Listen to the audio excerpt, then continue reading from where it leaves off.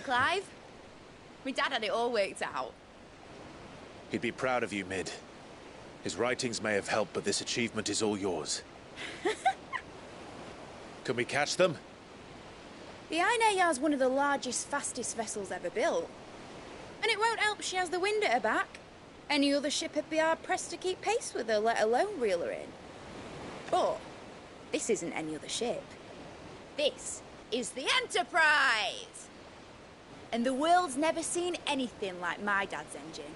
It certainly hasn't.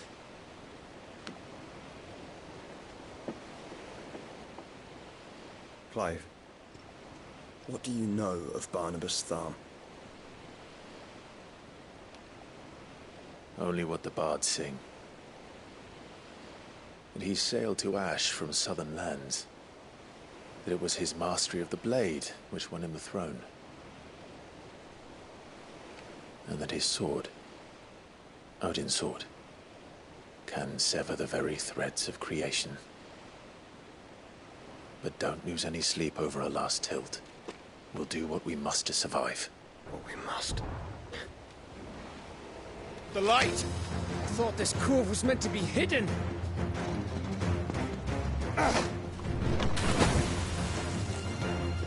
Mid! Company! Eh? We'll hold them off until the ship is ready. But hurry! Bollocks!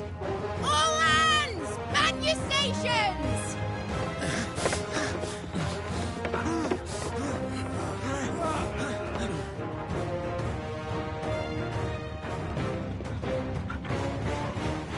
Everyone with me?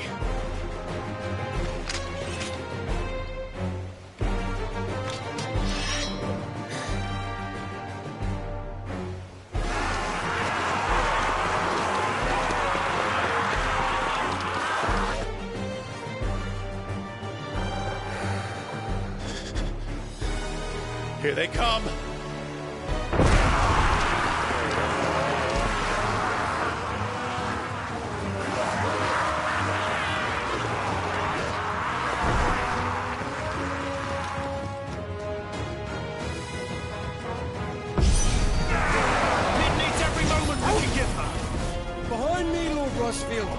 I'll take care of these fuckers. Behind you! I'll have you know, Earthbreaker here. One struck fear into the heart of every man in the Twins.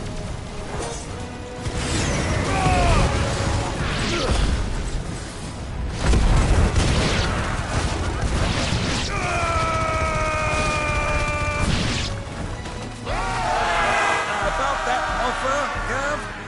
How are we doing, Mid? I thought you said that ship was fast! Yes! What did you do it for us next time? So if you fancy giving us a push, you lay the old sack of gas. Old? I haven't felt this alive. Don't let the coppers, you curs. We're held to pay and I'll be damned if I'm going first.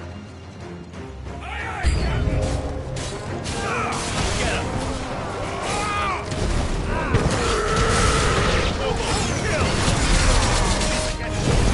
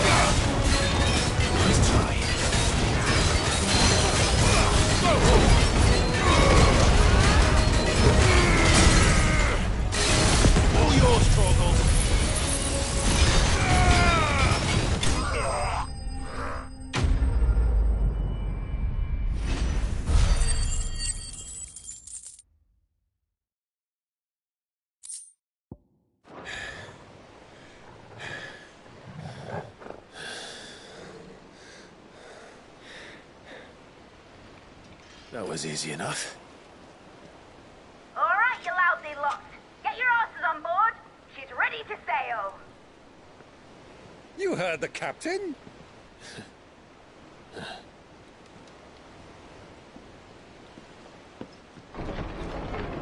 Clive.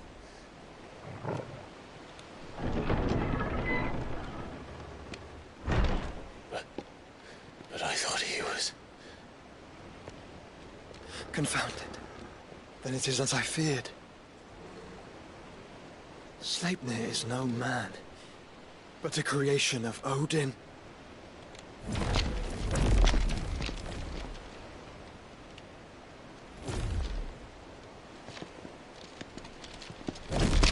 Phoenix's fiery fundament. Have you no normal enemies?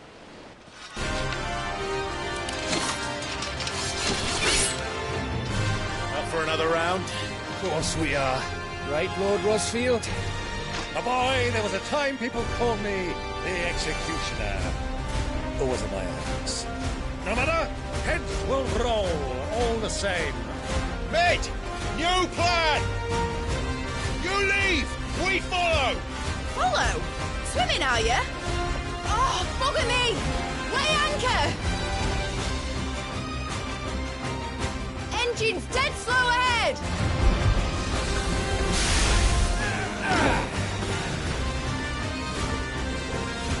Have care, my friend. 'Tis not blood that runs through an Eddie's veins. These foes will not fall easily. But they will fall. Like oaks before a woodman's axe. Good thing I brought one! How long are we meant to keep this up? As long as it takes. Unless you have a better idea. Well, I've already killed at least 5 of the bastards. Fuck it! Let's do the lot!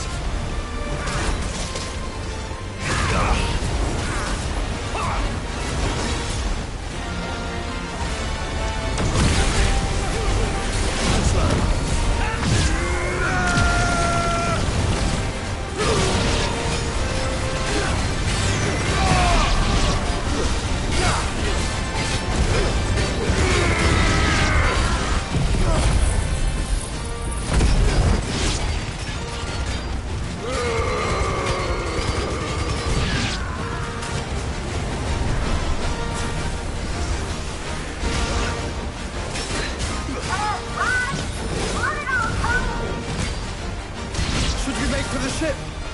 Not yet. Wait for my signal.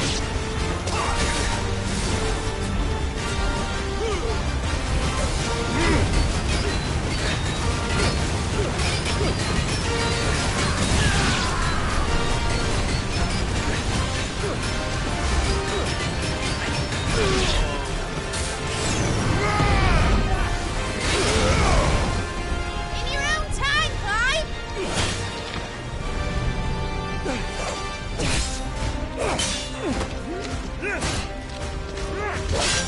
Right, run for it!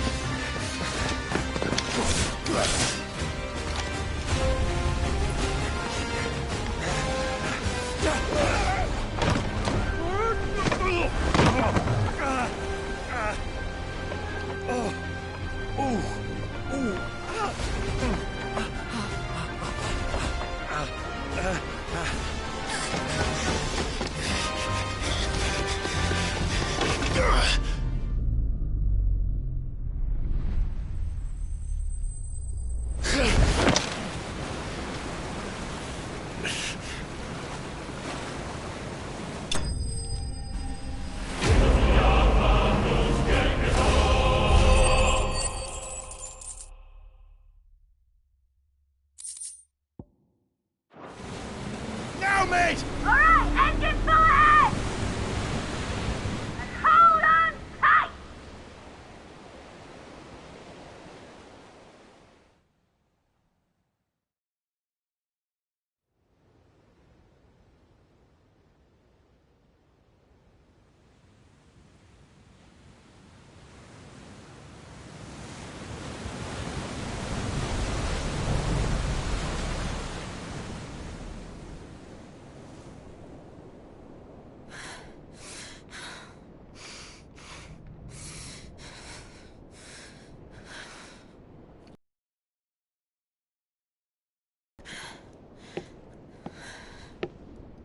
What do you want?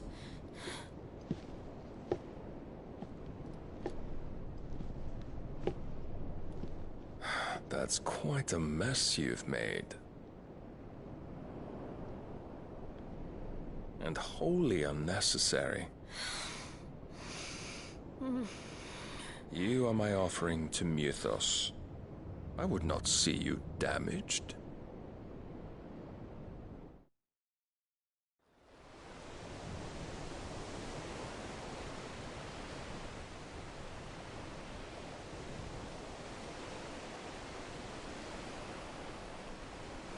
Now back to your stations! Every bell spent treading water puts another league between us and the galleon.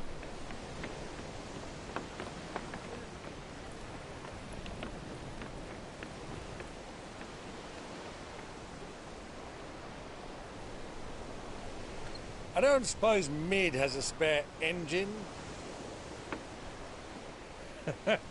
Since you rose from the grave, my fortunes have plummeted. Are you absolutely certain of this quest of yours, Clive? The foes you face are as terrible as they are numerous. Aye. And they'd have us live and die on their terms, which should answer your question. Ah! You have that same stubborn look as your father did when he set his mind to something. On the battlefield, I am but a single axe. A deadly one, mind, but a single one nonetheless. Yet what you require is 1,000, and I believe my old friend in Brandalar can provide them.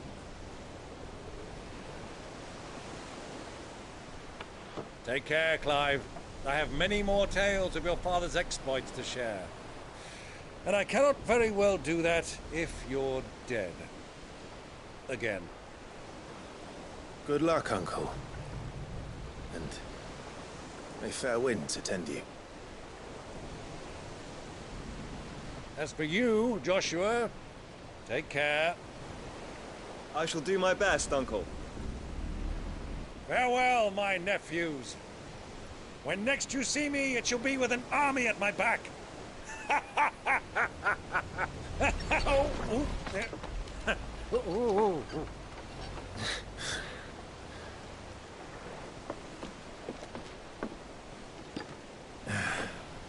Cheerio!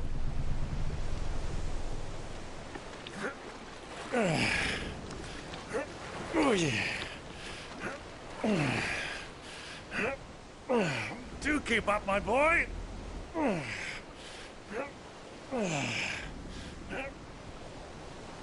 Well, you can't have him showing us up now, can we? We would never hear the end of it.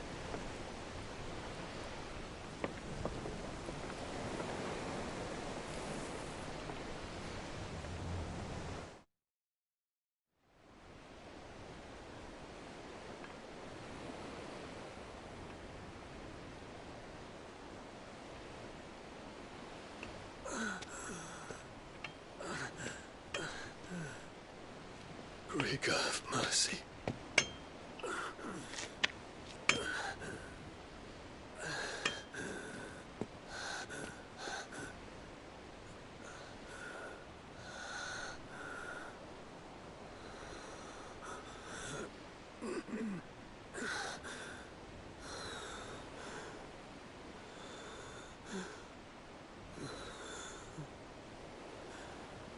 All this.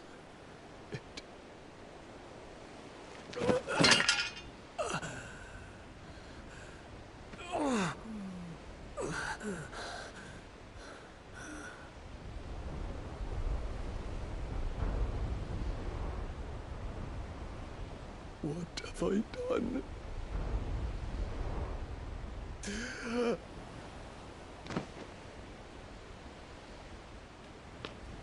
My lord.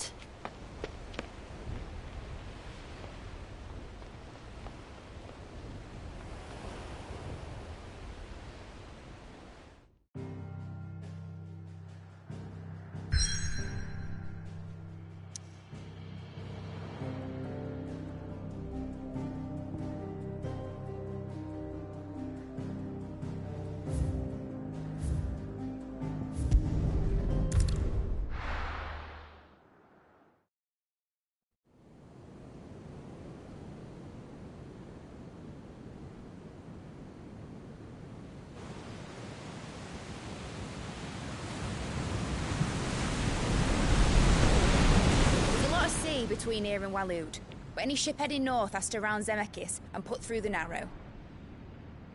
Maintain our current bearing north-northeast, and we'll catch the Black Galleon before she vanishes again. What's to prevent her from circling around Ash from the south? With these winds in those waters, it's taken forever and a fortnight to reach Stone here. Mid knows what she's talking about, Clive. Better than any of us lot, anyway. I say we do as she tells. Sails on the horizon. She's ours.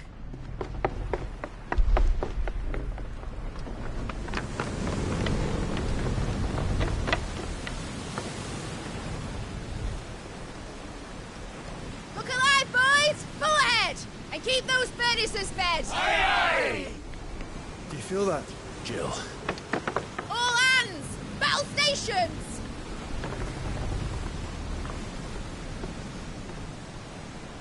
Let's see what this girl can do.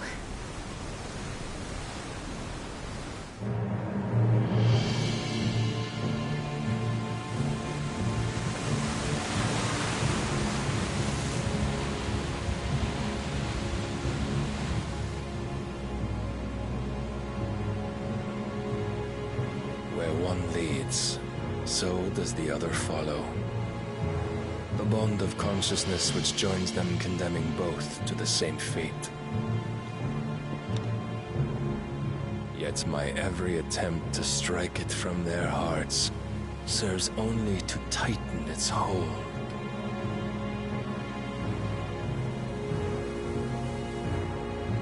Fascinating.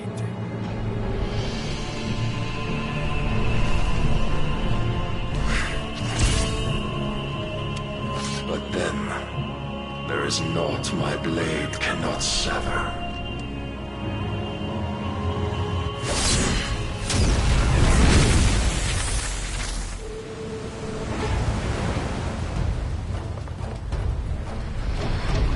Great Grigo's gosh!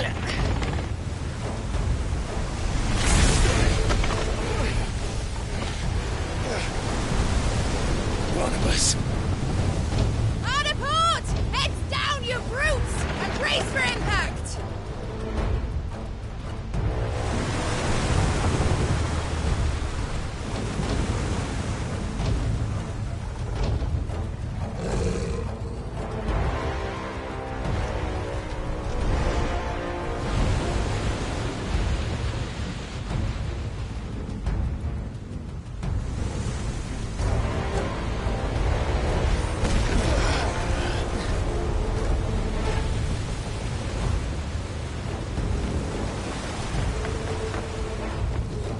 It's now or never. I'll find her.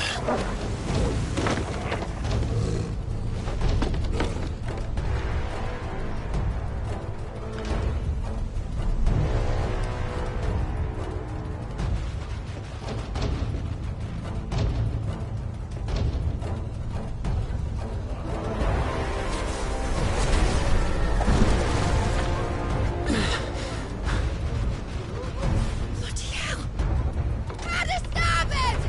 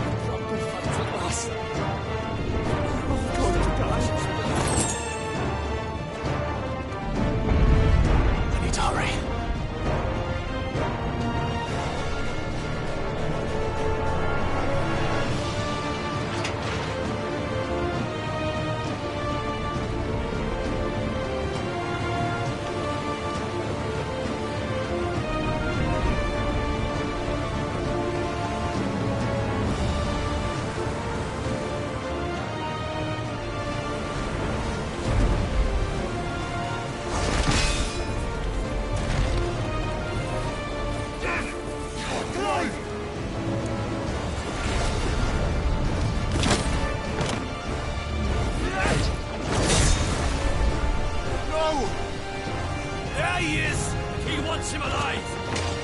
Hold on. I'm coming. For both of you. Extra shotguns!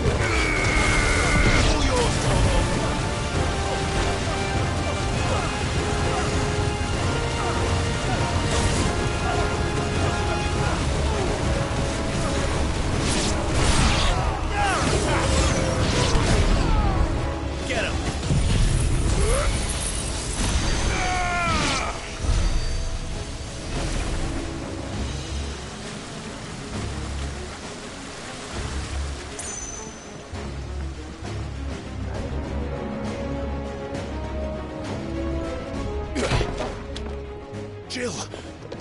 You came. Get back!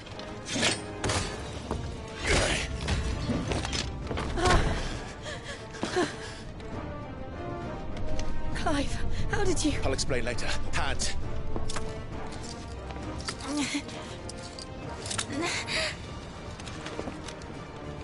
Can you walk? Out of here I can.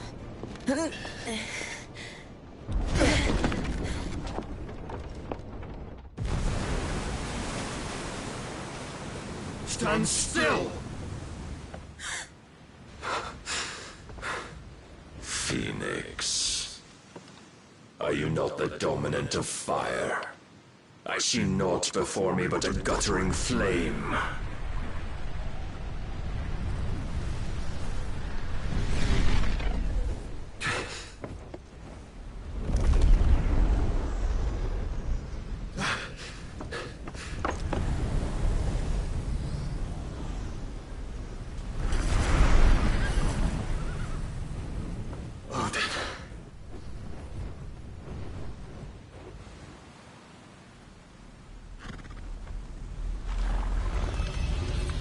In earnest, then.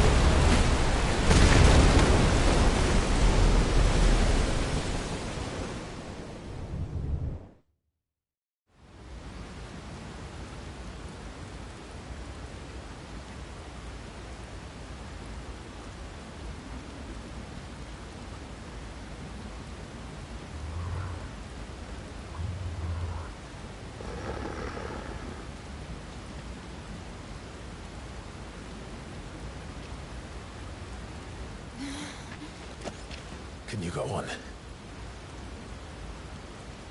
I think so.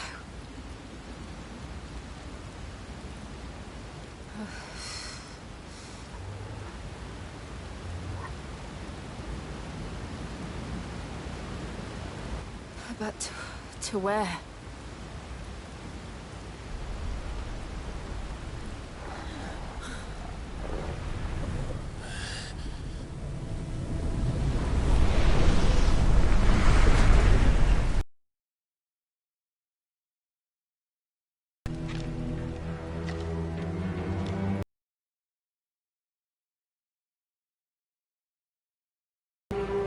What did you do to Joshua? The Phoenix? Oh, I expect he will survive. This consciousness in which you coil your feeble souls is grown thick with desperation. And thus has my master turned to my blade.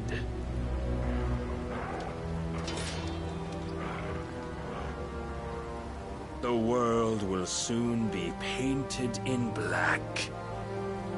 And all that live shall gather in death's autumn wake. Not if we remove the cause of this misery.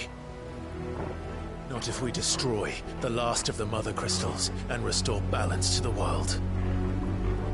Come. Do you truly think it's so simple?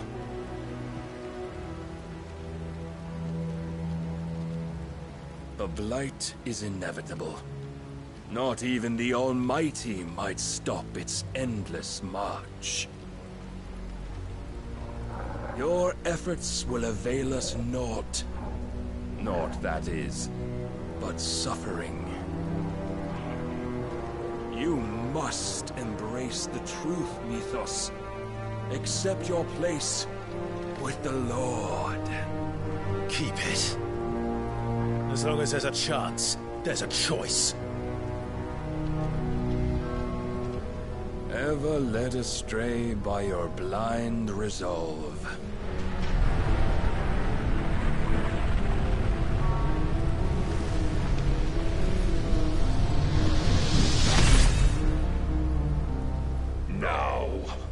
It is time you learn the inevitability of your divine fate. However much it may hurt.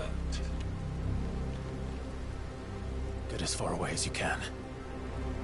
Clive, no. Trust me, Jill.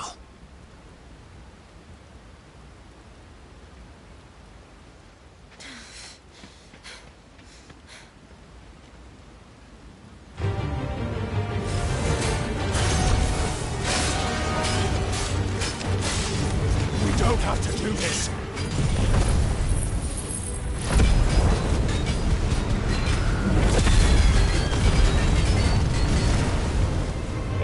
But we do.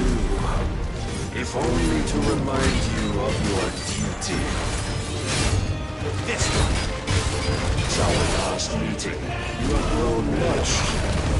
Yet as a vessel, I fear my lord will still find you lacking. Rise with us.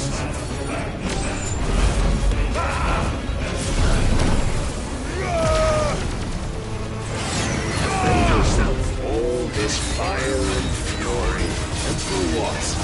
Stopping the blight. A foolish notion fed to you by a foolish man. How dare you?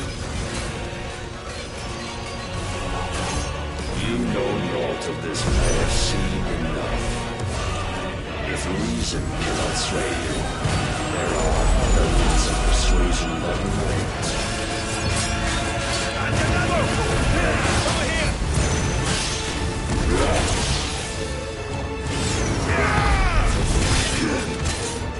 Raise your guard. Nice try.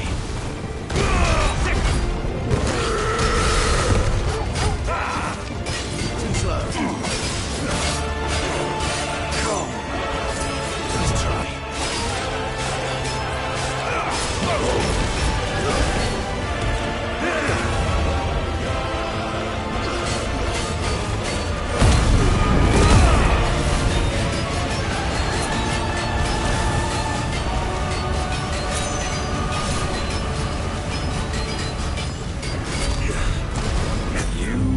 Assume the mantle you've been given.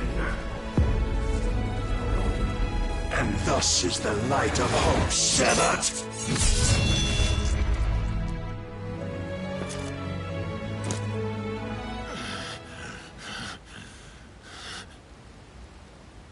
You would yield so soon. Never. Clive!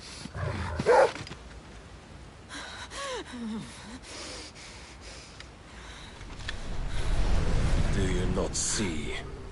Your iron will weighs you down, dragging you ever further from your purpose. And what is my purpose? Mythos. Who are we? What are the dominants? The breath of the Creator still warm on our lips. We carry his light that we might guide the masses in his name.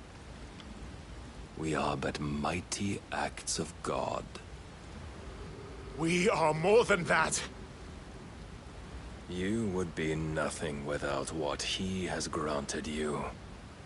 The power we wield is his, and yet every time we draw upon it, it wears away at our very being.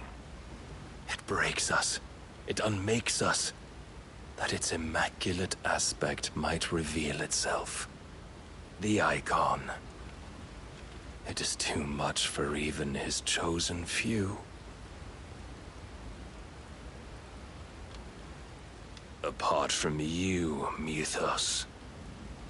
You wield the might of many, yet your body does not answer for its avarice. What are you saying? What I am saying is that we dominants are a means to an end. We were created for you, that you might drink deep of our strength and thereby fulfill your divine purpose. Which is? To feed. As you would know, could you only look beyond the walls of your prison of self-regard. As long as you choose to ignore this, you shall never penetrate my defenses. Still, you may take solace in the fact that you are not alone in your plight. The chains of volition shackle all of mankind, but there is yet cause to rejoice. For the Lord, in his mercy, has taken pity on his flawed creations, and shall see them restored to their proper forms. And what exactly would that be? Why, loyal servants to God. No. Manners, Lord Rossfield? They are men, like you and me. Albeit ones unburdened by the wills that drive our kind to madness. They are pure. They are divine. You mean to turn everyone Akashic? Not turn, Mythos. Turn back. For too long has mankind been led astray by their clamorous wills. It is time they return to a world of quiet equality, where they might once more know salvation. Salvation! And abandon everything we hold dear! We don't need your salvation. We'll save ourselves, and we'll do it on our own terms. Not yours, and not your gods! With every defiant expression of your will, the tighter the chains of consciousness become. But perhaps that fact may be put to use.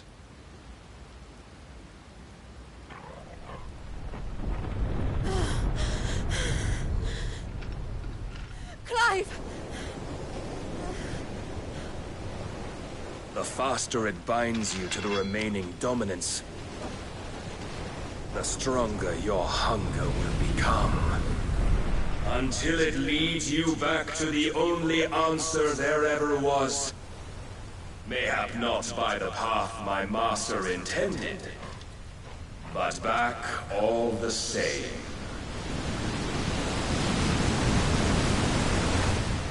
Ash is not far.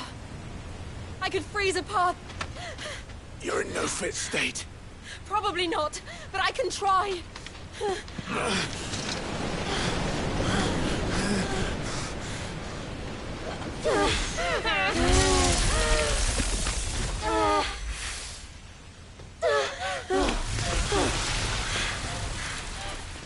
Don't look back!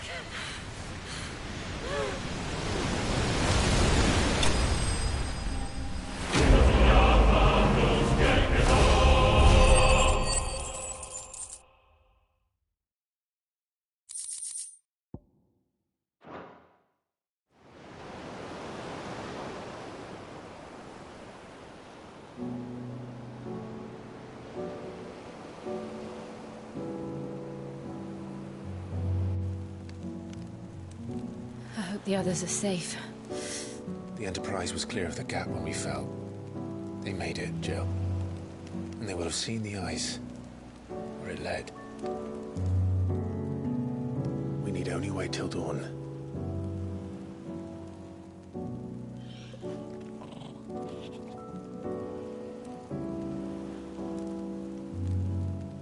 This is the second time Barnabas has bested me.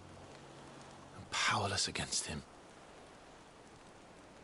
And maybe there really is nothing else for it but to give yourself to his master.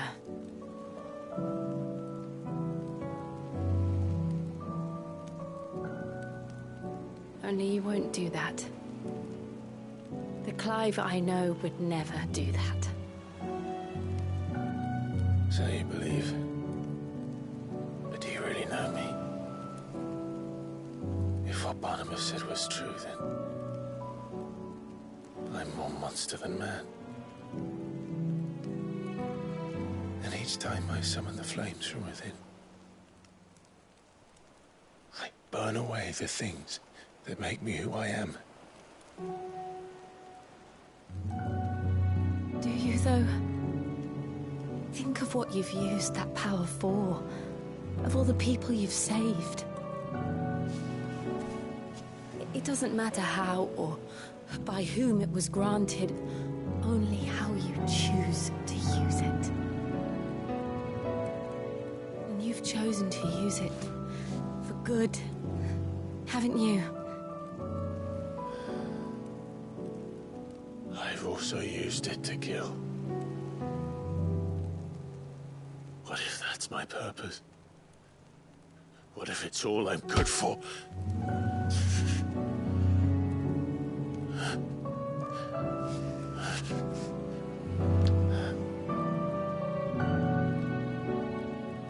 You're still that same boy I grew up with. Always so eager to save everyone around you, and yet always so lone. Because you failed to realize the one thing that needed saving most of all. You, Clive. You. You never once took the time to save yourself.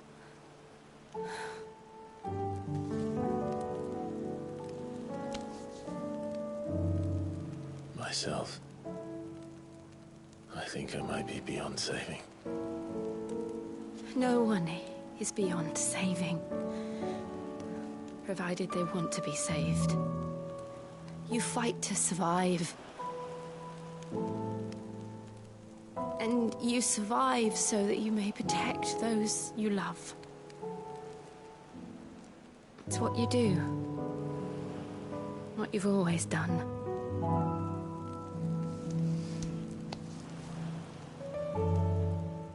And I know you're not about to change. So I'm going to help you. To give you what you need to protect us all.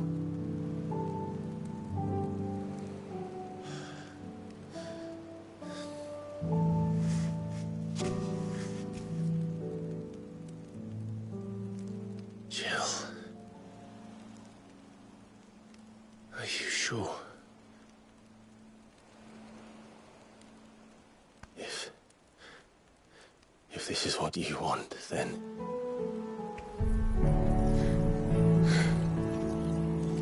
Don't worry, Clive. It is.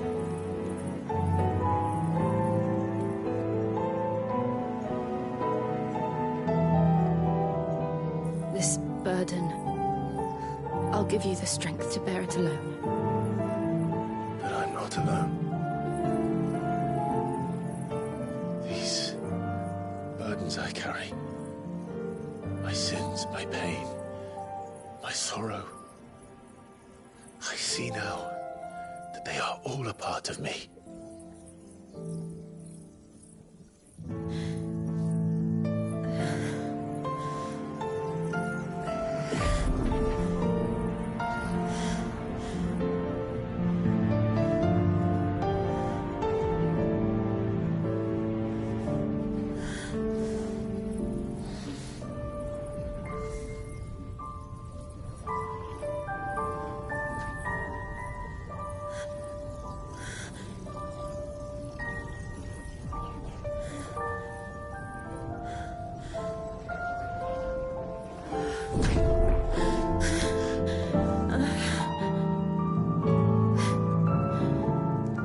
If I'm to continue on, having pledged my life to those I love, then I will gladly bear your burdens too, until my last breath. Clive.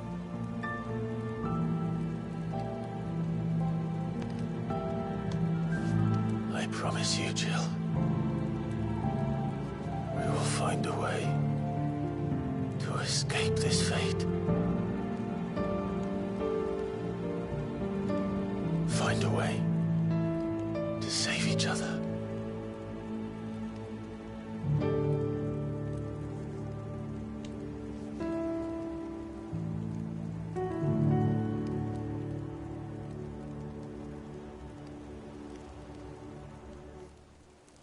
we might one day look upon the moon again, together.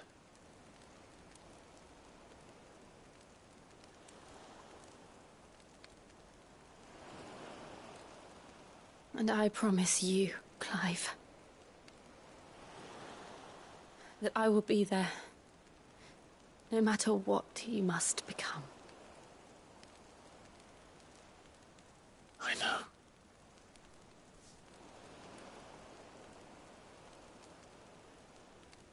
I never thought a smile could bring me so much joy.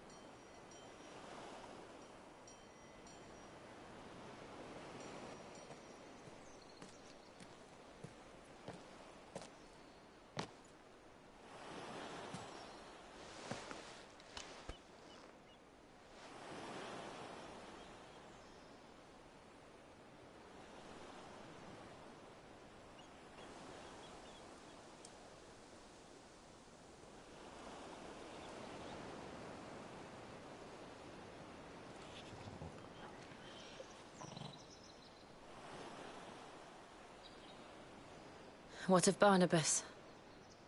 Do we pursue him? No. Our paths will cross again soon enough. Whether we like it or not. Besides, there is something we must do first.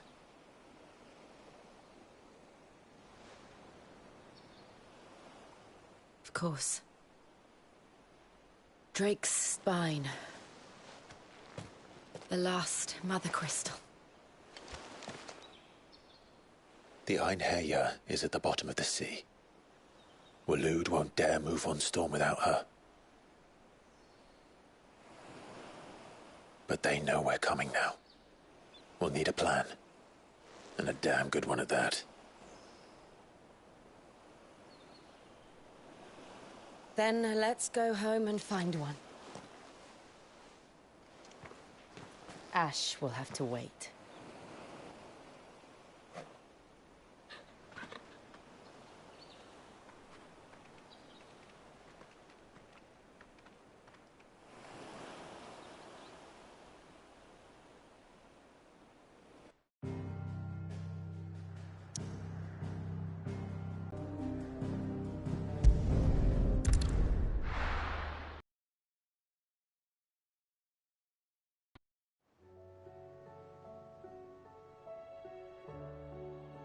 Mid says Odin split the sea in two.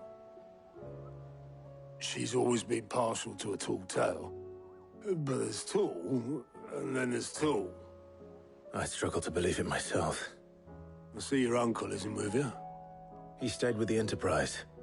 After our brush with the Einherjar, she was in urgent need of repair.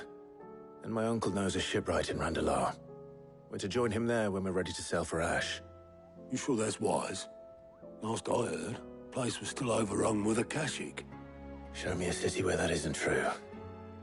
Ultima's plague is spreading. We're running out of time, aren't we? We've done our best to shore up that hideaway. But I doubt a few planks will stop what's coming. Still, we'll keep at it. Every little helps, I suppose. Let's hope so.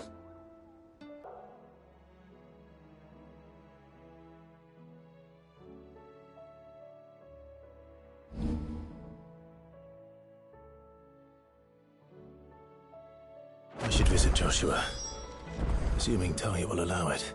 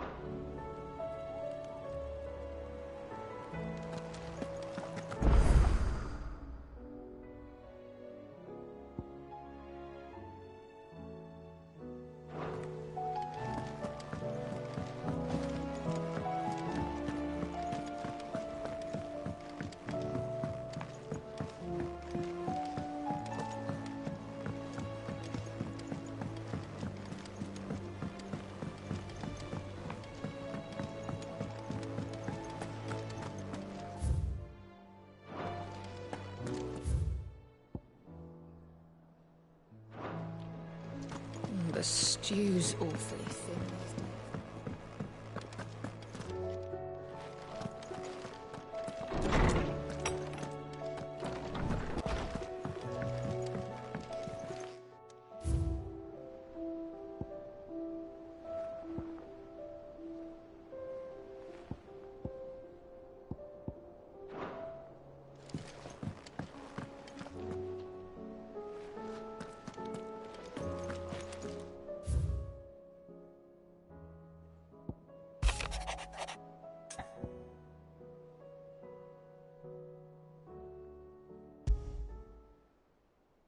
There's no way of knowing if Doris will confide in me.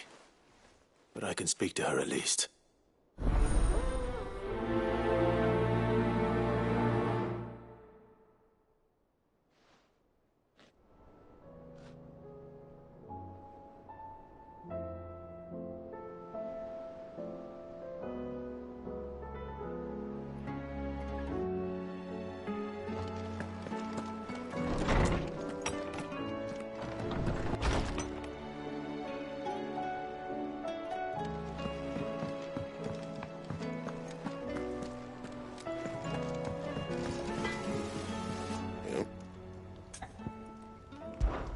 So, what'll it be?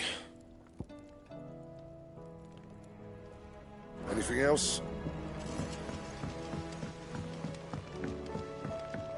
Have you tried Molly's lemon tarts? I've never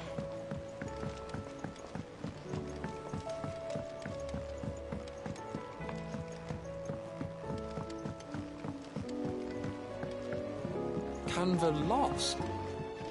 It can't be true. Miss, can we read Miss Editor's story for a lesson today?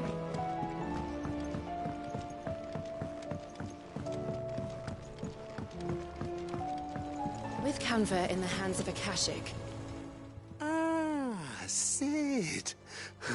Just the man I was hoping to see. Did you have a mo? Don't tell me. You need more bomb ash. Oh, no. We still got plenty of that left. I'm working on bringing another one of the Chief's designs to life. This time, it's a new smelter. It's got a reverberatory hood over the top for additional thermo amplification and a system of reciprocal recirculatory regenerators that let's just say it gets very blimmin' hot. A heck of a lot hotter than anything Blackthorn's got in his forge, that's for certain. Only mithril engines get hotter. And you can't chuck ore in one of them and get metal out the other end. Trouble is, we won't be able to make out of any old rubbish neither. We need the good stuff. And I hear you once helped Helena get her hands on exactly that. Any chance you could help me too?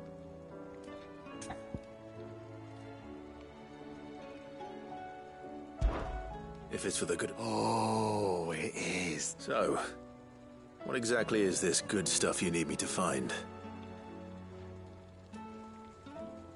We've got a couple of examples here. Spherical echoes, we call them. More fallen materials. So this smelter is similar to the mithril engine in more ways than one. That's right. They're a bit like the thermal helms. Fallen ceramics deal with heat like nothing else, see? And what's more, they're directional, transferring heat from the inside to the outside. But these things, they're all outside. If we line the hood with them, they'll reflect the heat right back into the furnace. We've collected as many as we can, and I know where we can get the rest.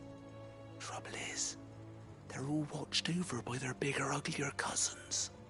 So you want me to visit some ruins, destroy some echoes, and bring back the spheres they're guarding? That's it in a nutshell, yeah. We're only 3 short, mind. And we know exactly where they are. There's one up Amber Way, in that ruin that they call Lost Plume, and another in the Silent South, over in Dalmekia. Last one is in the ruins of Advent, which is in the Empire. All right then.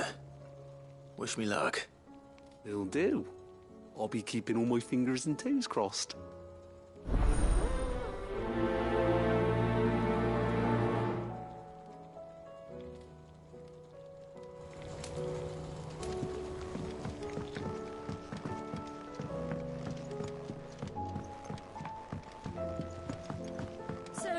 She don't need sails.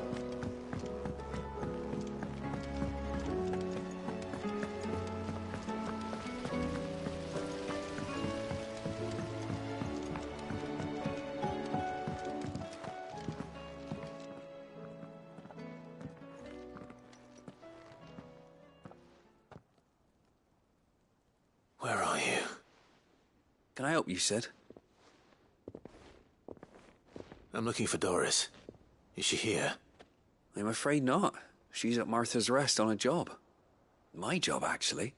When she heard what the mission was, she insisted on going herself. Alone. Did she? What was the mission? Following up on some new information. Once they'd settled in, the bearers you helped liberate in the Dragon's Eyrie were keen to talk about their imprisonment. And about their captor. The slaver Cole's team were tracking when they were attacked by the Beastmen. I'll go and find her. She's at Martha's Rest, you say? If she's not moved on already, yes. I hope everything's all right. Why would Doris insist on going alone? Maybe Cole was right to be worried. Heard the bad news then, did you? What bad news? About Dravost. Blackthorn's old haunt. With the forge and all that. Well, anyway, the mines just down the road from there are spewing out ether like no one's business. And the village? Safe from the flood for now, but they've got other problems. Akashic. Every creature in the area's either turned, or on the way to turning, apparently. Zoltan and the others are living on borrowed time. They need help, and quick. Doris sent a few curse breakers to keep an eye on things, but there's only so much a couple of scouts can do. Except get eaten. If something ain't done soon, the whole place will be overrun. I won't let that happen. Didn't think you would. Does Blackthorn know? I thought it might be better if he didn't. He'd only do something stupid. You reckon we should tell him? No. It's better this way. Yeah, well, I can't stand about knowing what's happening out there, so I'm off. I'll see you in Dravost.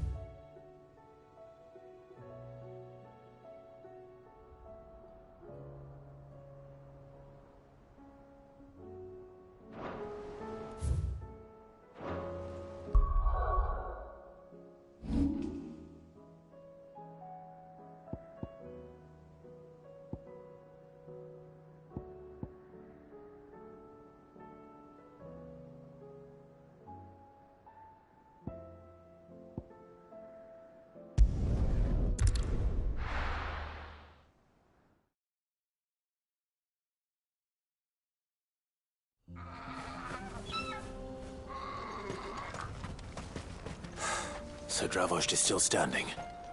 For now, at least.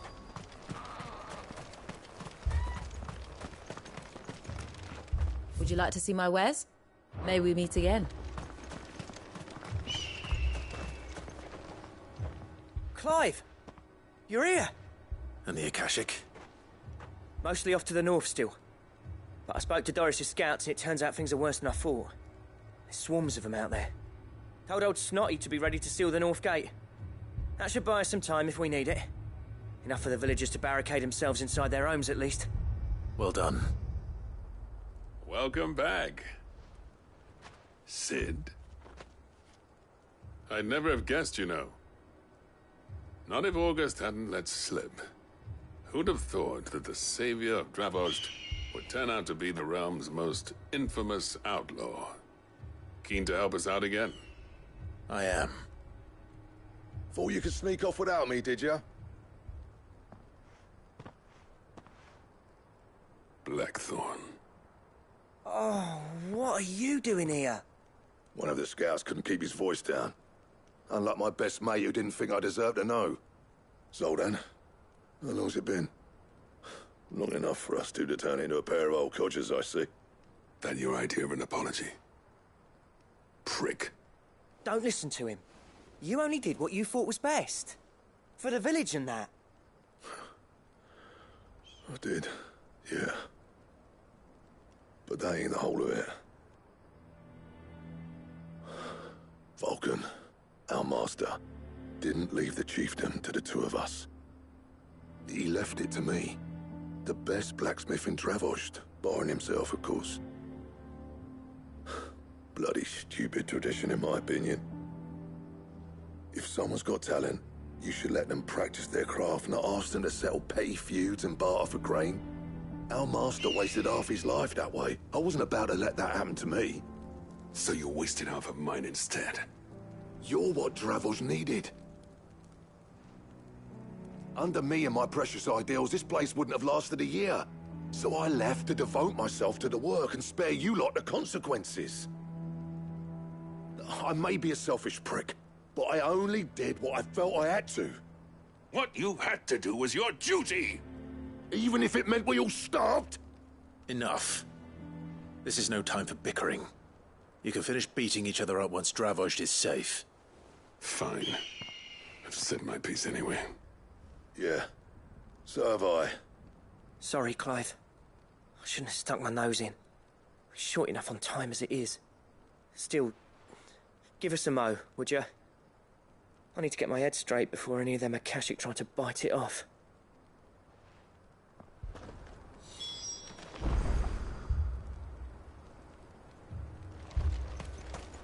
Anyone without a blade, come and get one. Sharpest edge in Dravost, guaranteed. Would you like to see my wares?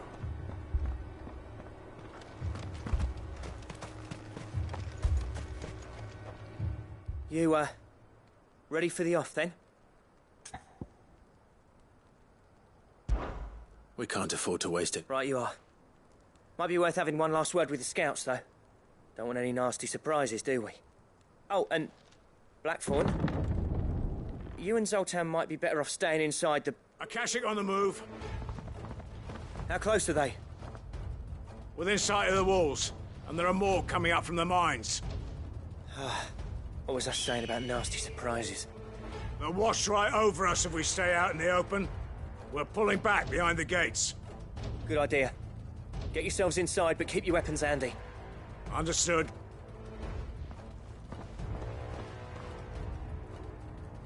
I'm prepared to fight if I have to. Well, let's hope you don't. That's our job. Once the scouts are inside, order your men to barricade the gates. No heroic last stands, you hear me? No fighting at all if you can help it. August's right. I've seen what Akashic beasts can do to armor. The people here are tough and willing, but they ain't equipped to face what's coming. I'm going out there. Start work on the gate as soon as I've left. I'll give you as much time as I can. And if they kill you? You evacuate. But it won't come to that. I promise. You'd better be right. Take good care of Dravost till I get back. Leave it to me. And give those things what for, yeah?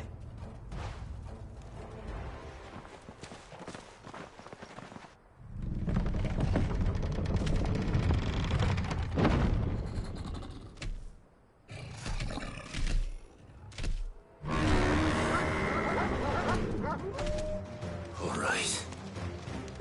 Which one of you's first?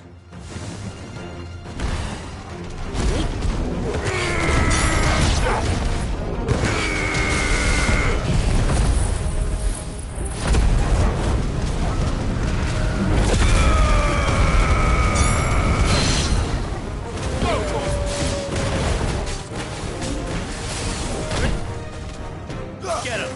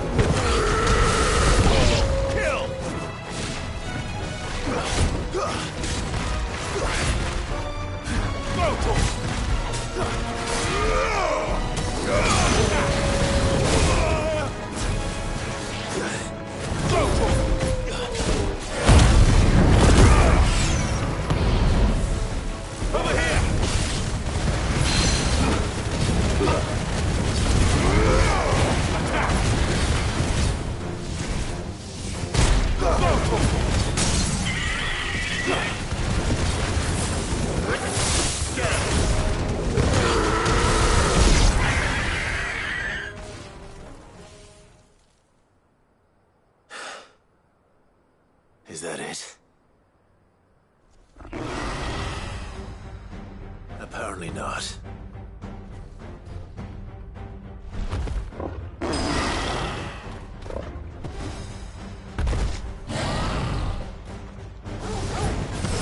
You're not getting past me.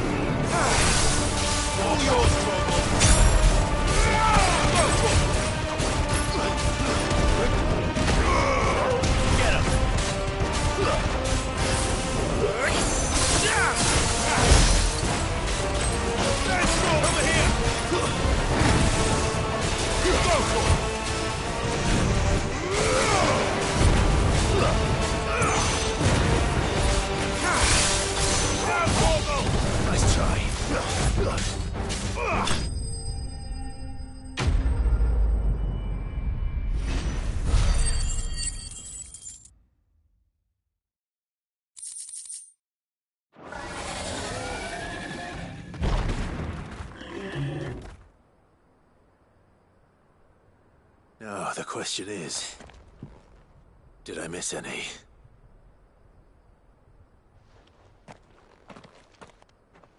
Man alive! You're still in one piece! I slew as many as I could. As many as I could, he says. The old bleeding lot, more like it. Well, almost. Only almost. Yeah, one or two did try to sneak over the wall. But we got the bastards, don't you worry. Good. Though you do know, more will come in time. In time, yeah. But we can think about them later. Let's get you back inside.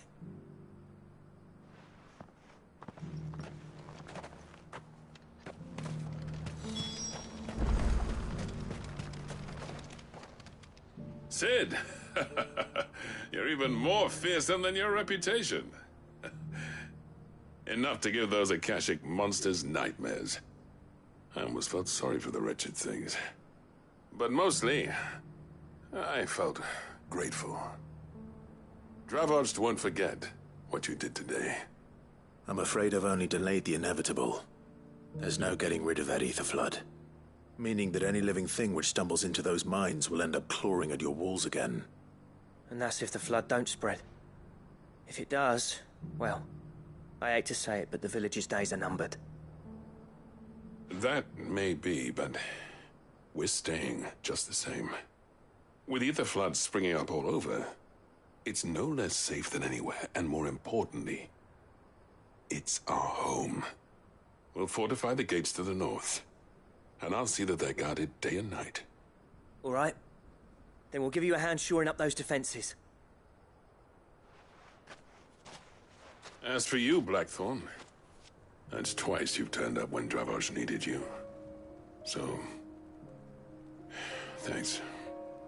I shouldn't have stayed away so long. And I shouldn't have left without talking it over with you first. Too bloody right you shouldn't. Though I doubt I'd have listened. I always envied you. How you made everything look so easy when, for me, it was anything but. You leaving gave me the perfect excuse to hate you. And from that day on, I never once stopped to wonder what it would have been like if you'd stayed. But what you said earlier, it was true. You'd have been the death of this place. Finally, something we can agree on. I hope you see the sense of it eventually. You kept this place alive. Alive, perhaps. Wealthy even, but Dravos isn't what it once was. Our work used to be the pride of Dalmekia. Now, we churn out the same rubbish day after day because it's easy and turns a profit.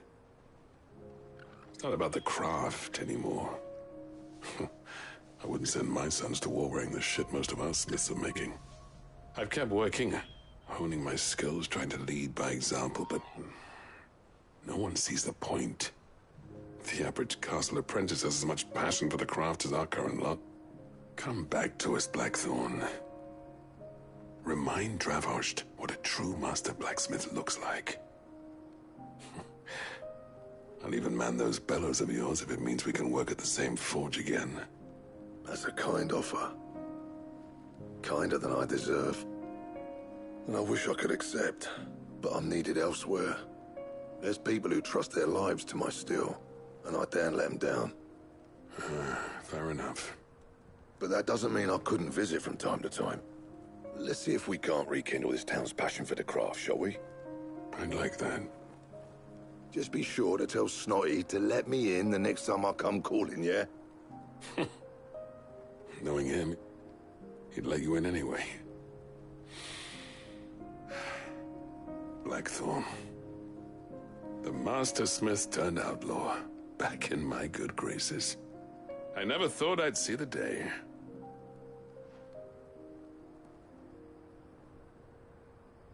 I'd say that went pretty well, wouldn't you? Even better than I'd hoped. Sid, I've got something for you.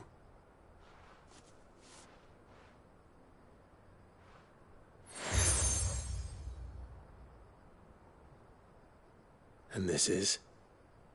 A token of our lasting gratitude. But I'm of a mind to make you a far grander gift. Designs for a certain sword have been passed down from chief to chief for generations. Now hold on, Zoltan. There's a reason no one's made that blade in centuries. There's not been a craftsman equal to the task. I'll admit your cinders make impressive steel, and I've learned to own an edge Odin will be proud of. But the engravings on that thing are enough to make a jeweler cry. And they're not just for show, either. Have you forgotten what brought you back to Dravos in the first place? A certain ring? I knew I'd never surpass you with a hammer and tongs. So I turned my hand to a different kind of metalwork. Between the two of us, I'd say we're the equal of any master craftsman ever to have graced a forge.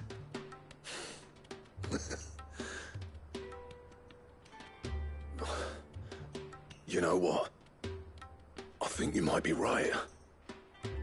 Clive, you wouldn't mind if Zoltan came back to the hideaway, would you? He's more than welcome.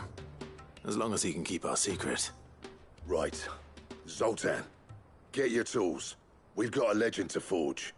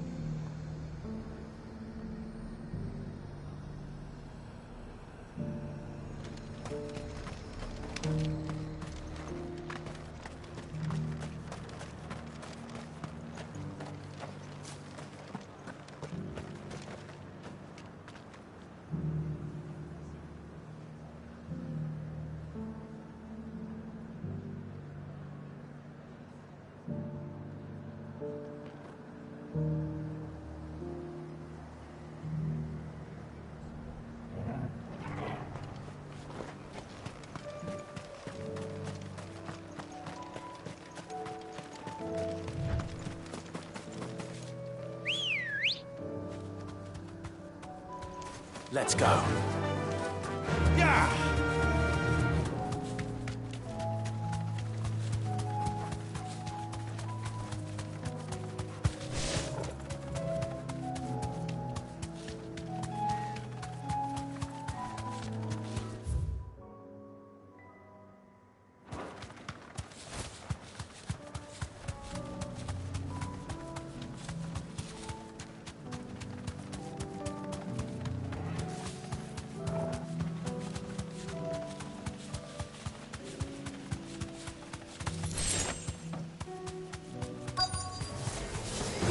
To deal with these ones first.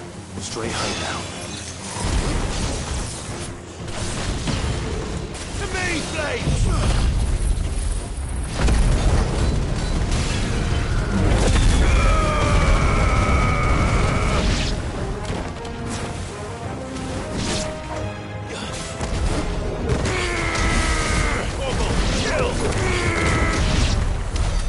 Now to find this spherical echo.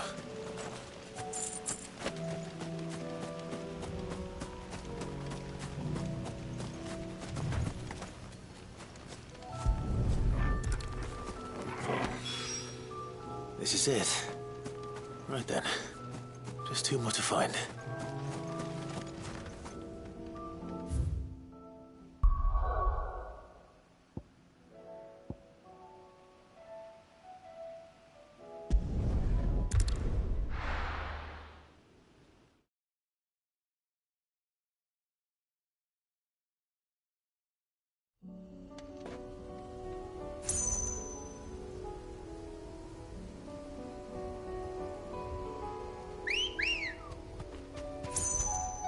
Ready, go?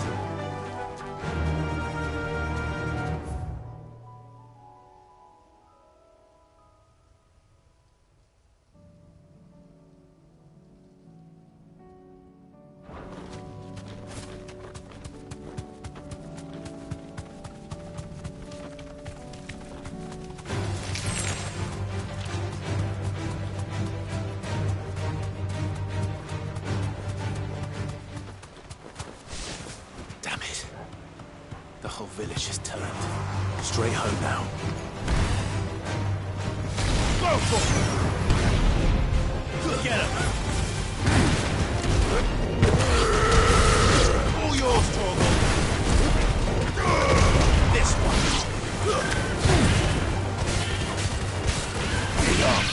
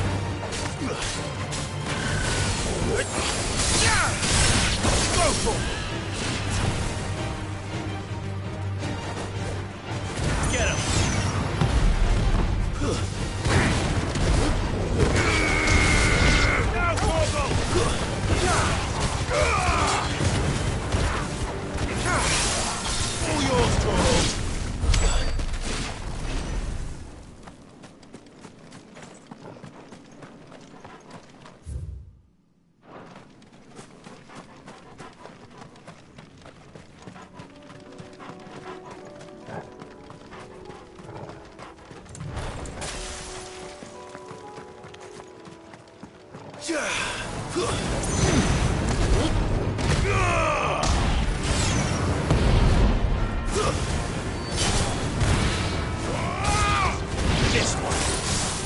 Now go home. Go for it.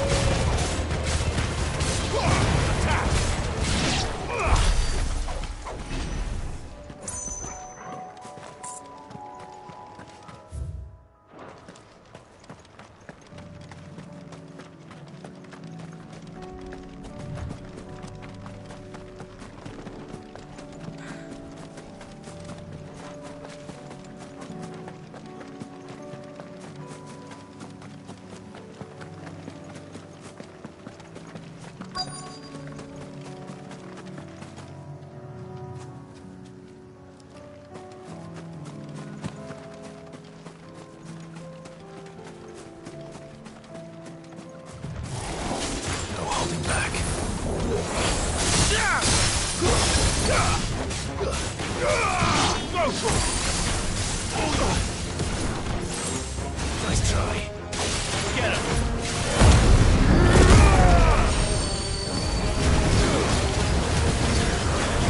Come on.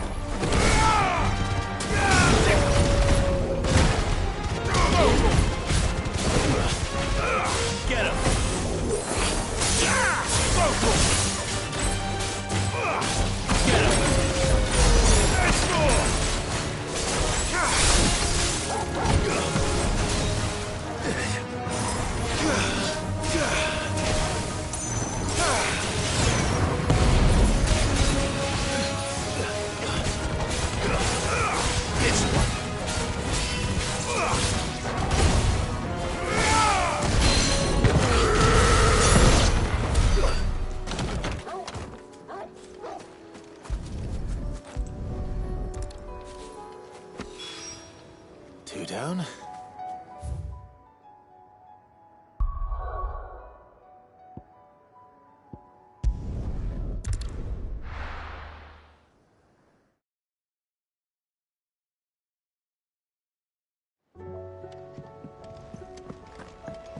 Come back.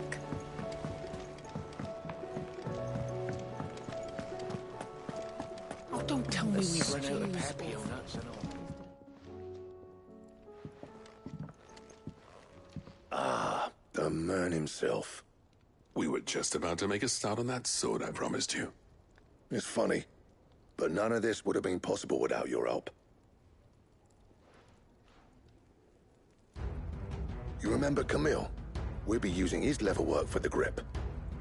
The steel, meanwhile, will be tempered in a fire, burning the cinders you charmed out of old Zoltan here. And that whetstone from the Outer Isles, that'll be what gives the blade its edge. And the final flourish will be my talented colleagues' engraving.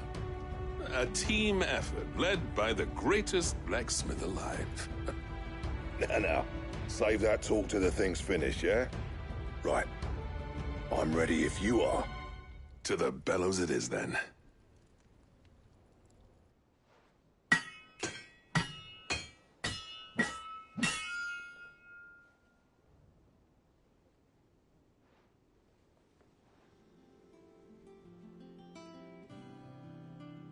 Well, bugger me. We actually did it.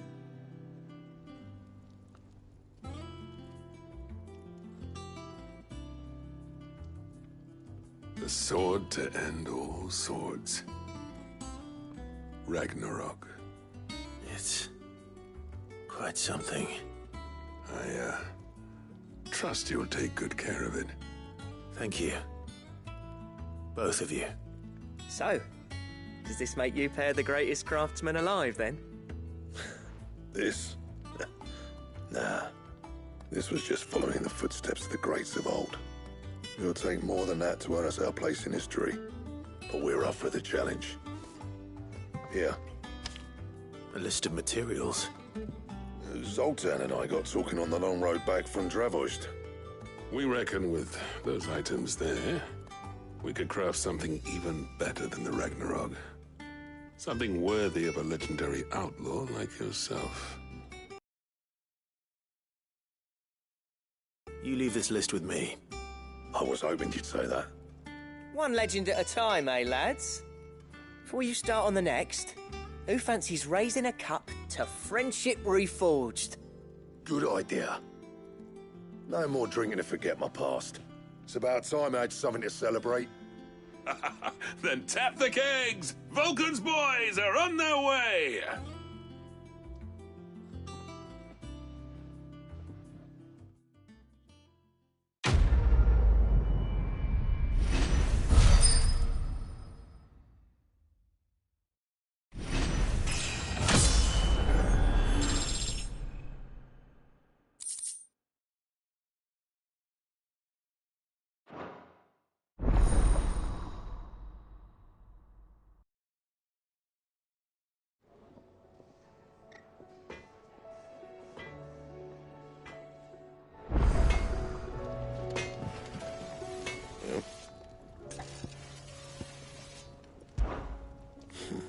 I never thought me and Zoltan would ever speak again, let alone work together. And if it hadn't been for you, we wouldn't. You've been a good friend to me, Clive. The best. So, will it be? And?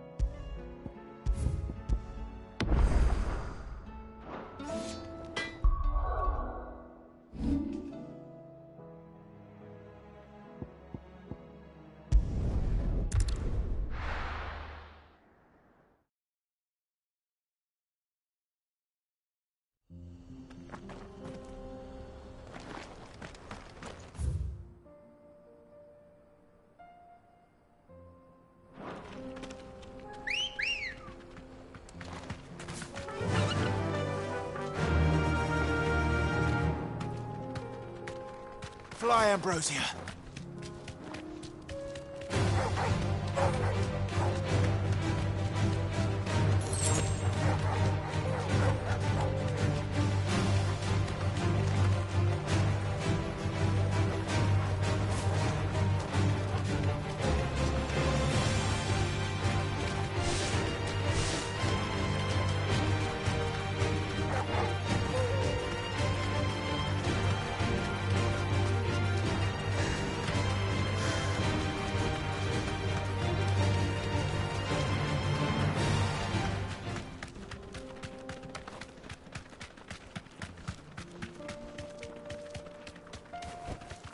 Thanks, Gal.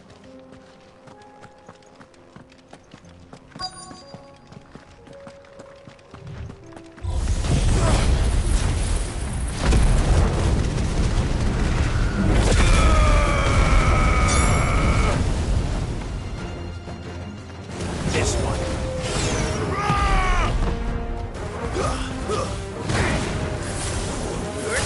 Over here!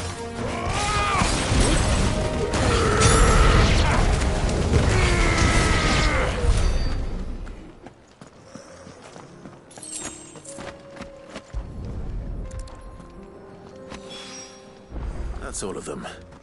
Owain can uncross his toes now.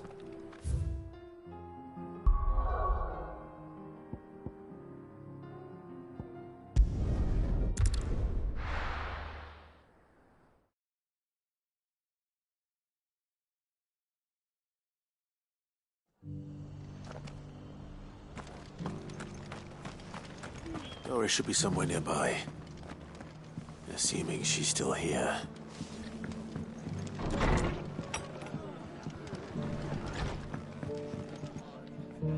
Ah, Clive. I was just about to send for you.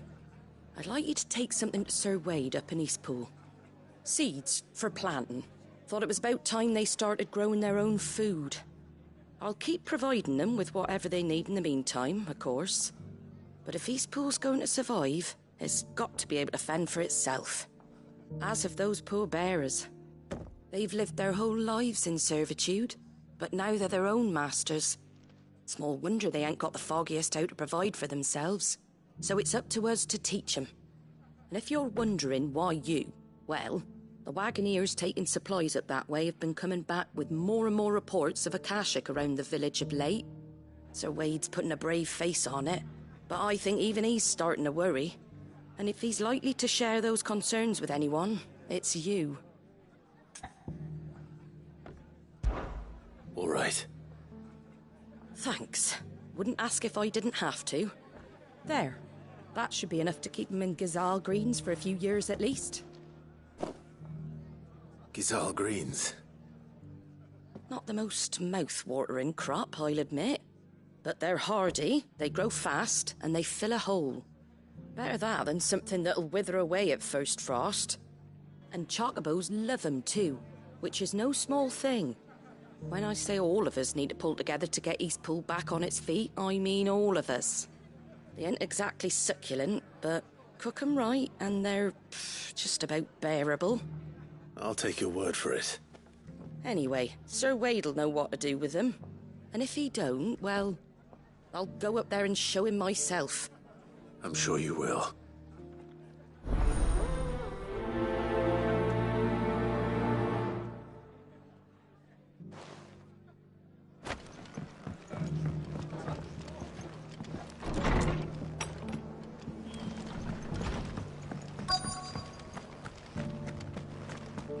Just because the heavens have gone to rack and ruin, it don't mean we have to. Nearly done.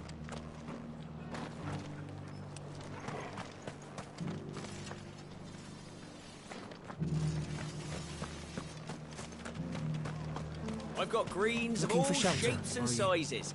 Colours too. Mostly green.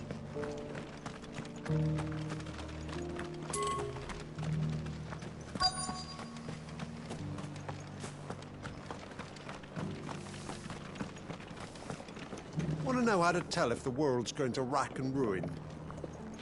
Look for busy bladesmiths. The world seems to be changing so fast lately I can hardly keep up. But what I do know is that there's more bad...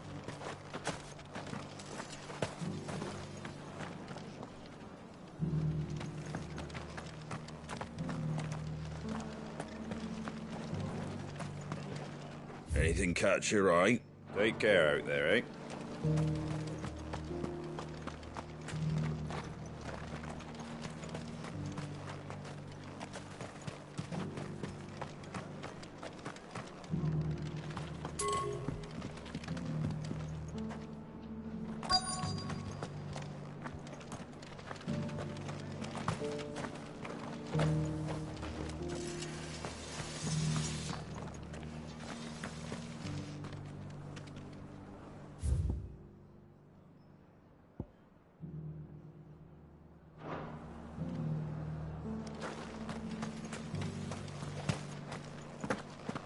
It doesn't still hurt, does it? Oh, 1,000.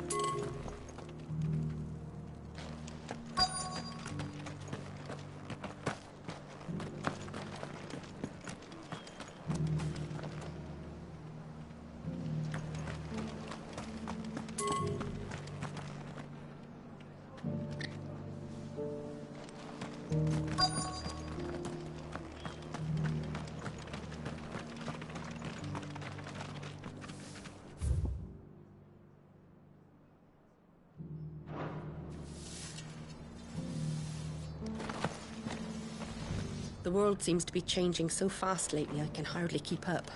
But what I do know is that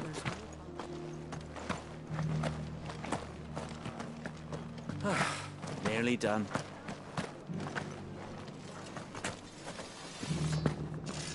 Want to know how to tell if the world's going to rack and ruin? Look for busy bladesmiths.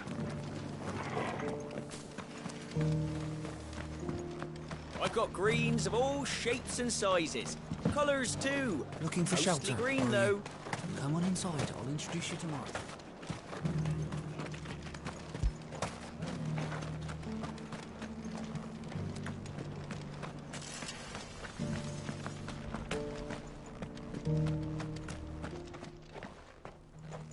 It's been a pleasure, Doris. Just like old times. I'll give your offer some thought, my lady. How goes the investigation? Sid, what brings you to Martha's Rest? You.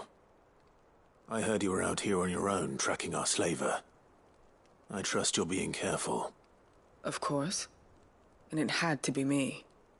The bearers from the Dragon's Eyrie confirmed a long-held suspicion of mine that the slaver we've been tracking is an old acquaintance. She's no fool. If we'd come in force, she would have spotted us straight away, and then vanished without a trace.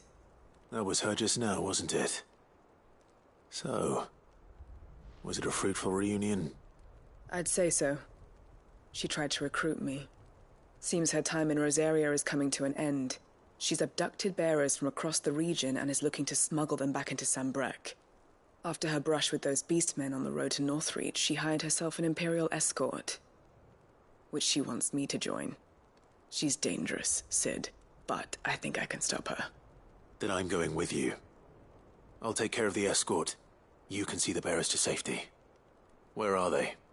The Baum Archers, soon to break camp. You go on ahead. I'll follow once I've sent word back to the hideaway.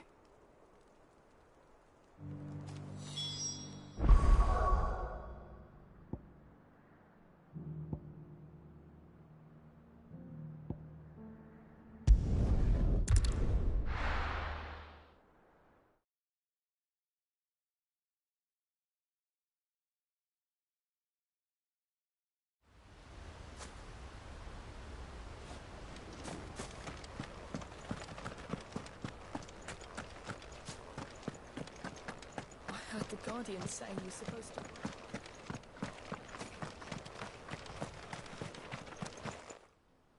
Ah, Lord Rossfield. What brings you to Eastpool? A delivery from Martha.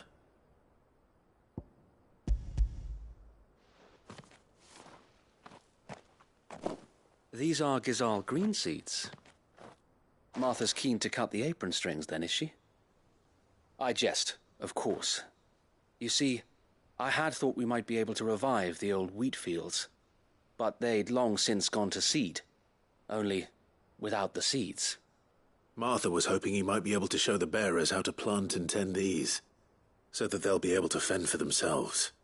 That's not a bad idea.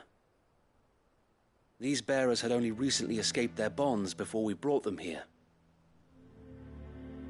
They know little of freedom, of providing for themselves and their loved ones.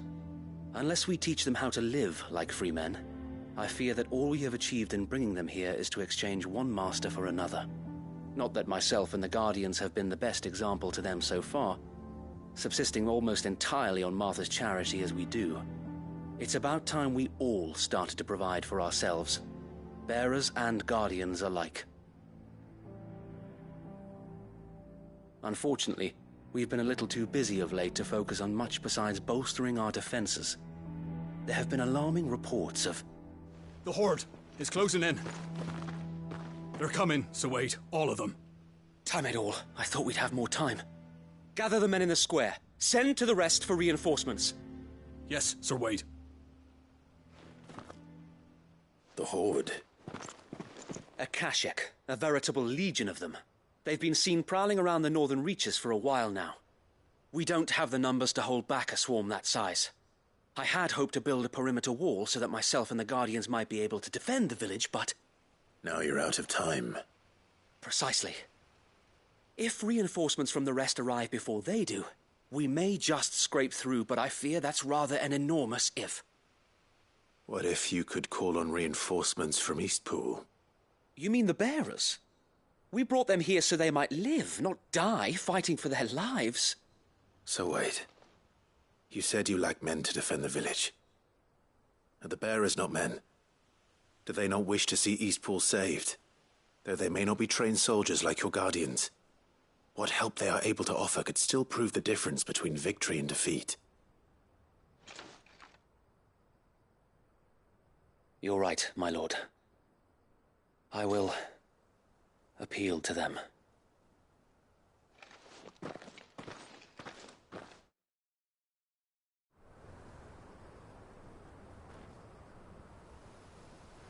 My friends, I humbly beg your aid. We Guardians are few and our enemies many. But I swear we can defeat them with you at our side. You would send us to the slaughter, to serve as bait for those fiends so that you and your men might be spared. And to think we trusted you. Say what you will, a home is not worth dying for. But it is worth fighting for. Sir Wade fights to give you lot a chance. Just like I do. Just like Sid does. We all wanted to give you a home where you could be free. And you got one, didn't you? This place, Eastpool. This is your village. Your home. And if you don't fight to protect what's yours, you'll lose it. You know I'm right. This world wants to take everything from you. Everything. Your homes, your freedom, your very lives. So then, are you going to stand by and let that happen to you? Are you going to accept fate like good little Bran did and die, having never stood up for yourselves? Or will you fight like free men and women?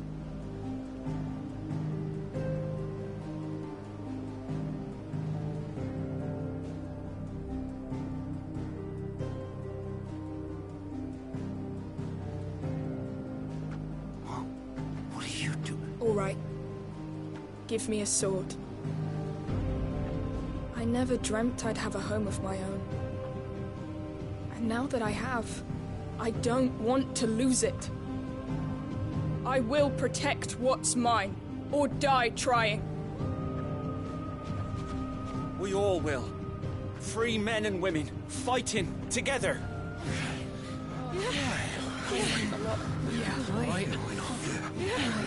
For Eastpool! For Eastpool!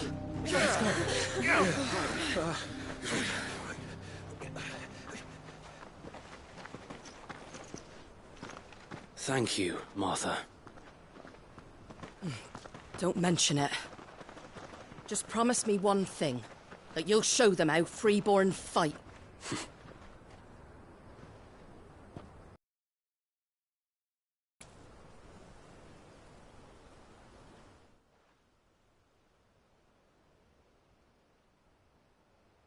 Well, if it was numbers you were lacking, you certainly won't be now. Thanks to you.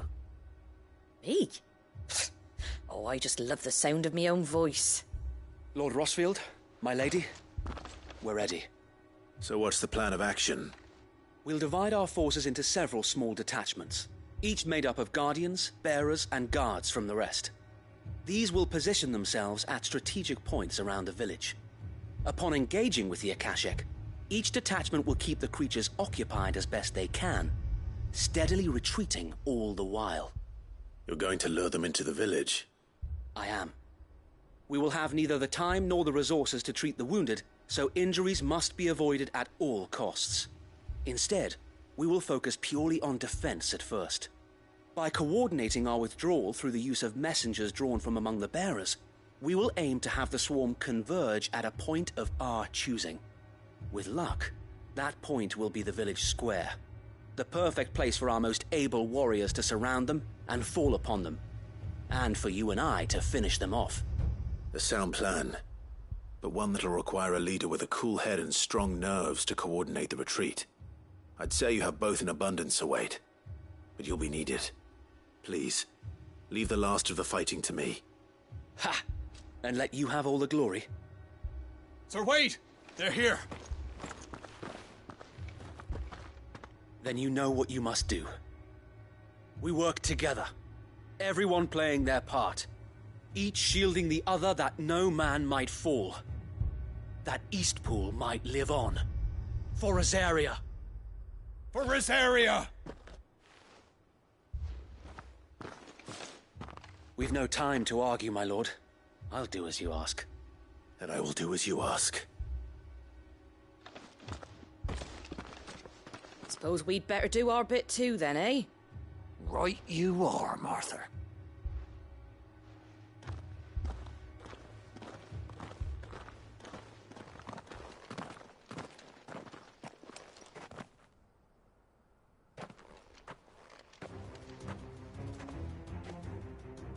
The calm before the storm.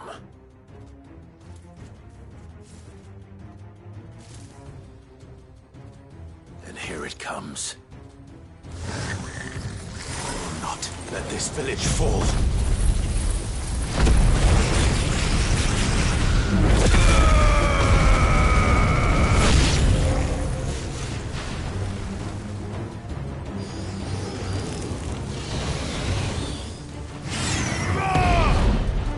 This one.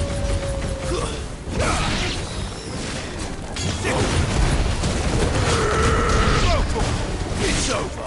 This one. All yours, Torgal.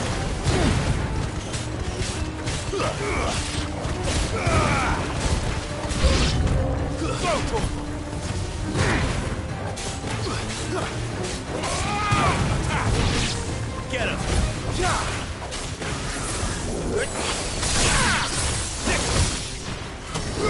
Over here.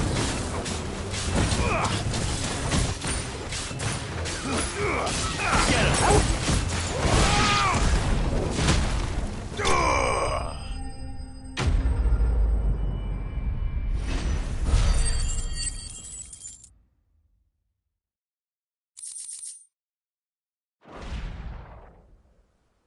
Looks like that's the last of them. Lord Rossfield! Change of plan! What is it? Owl from the rest. An Akashic Curl's been sighted on Rhiannon's ride and is headed in their direction. Well, the better half of her guard is here. So wait, how many Akashic remain in Eastpool? Hard to say. My men are still facing some resistance, but I think the worst is behind us. I could order a detachment or two to fall back and... No. Let them finish the job. You stay here too, Sir Wade. Your men need you. I'll go after the Curl. Join me only when Eastpool is won. If you're sure, my lord. May the Founder protect you.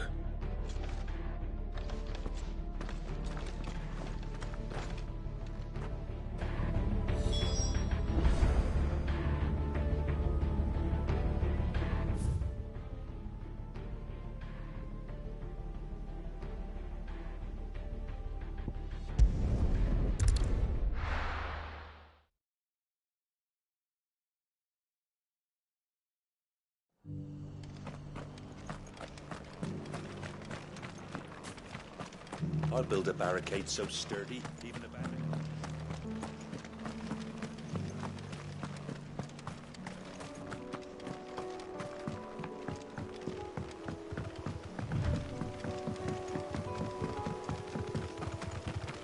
Can hardly make out a blooming.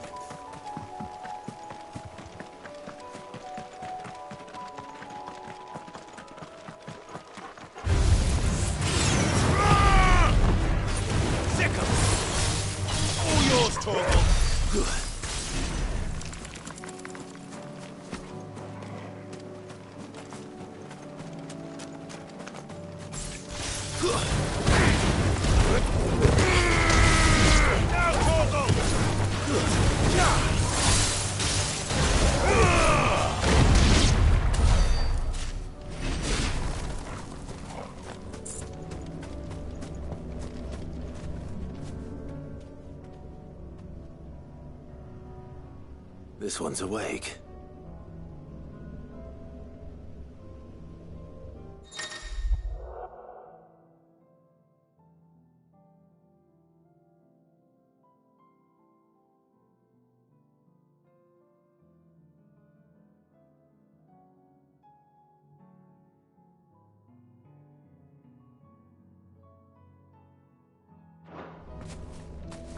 Let's see what's inside.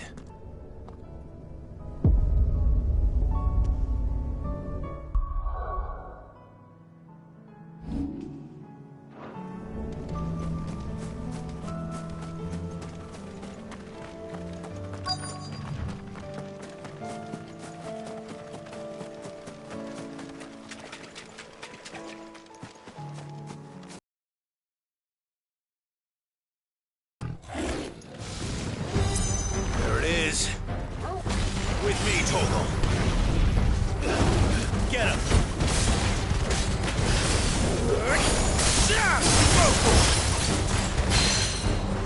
Get him.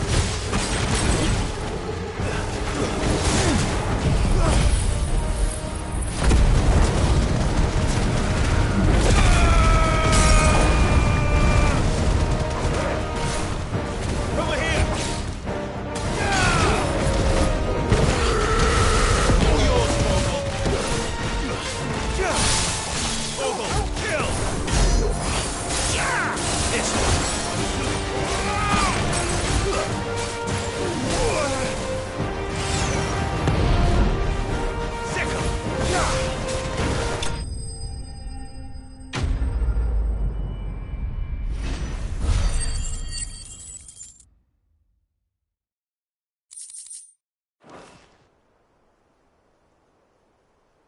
All right.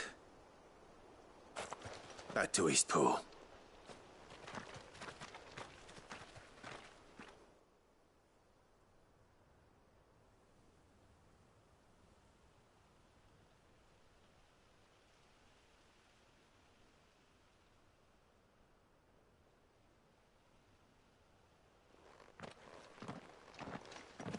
Lord Rossfield, the Curl, is it? It's dead. Thank the Founder for that. And for you, my lord. We were able to eradicate the rest of the Horde. I have guardians posted around the village to keep watch for further attacks, but all seems quiet for now. I hesitate to say it, but I think it might be over. I think it might.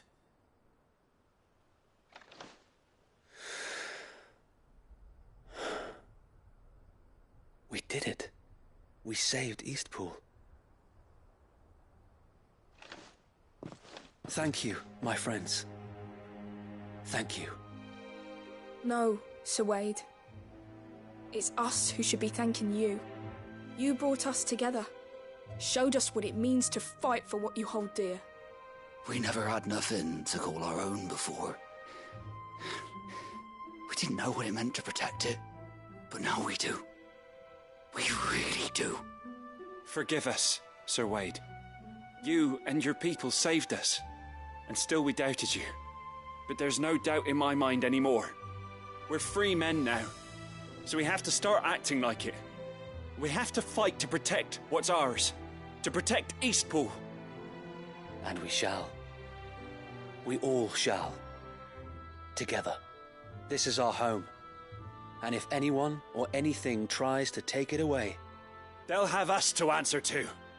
Come on then. Let's get to work. This village isn't gonna rebuild itself.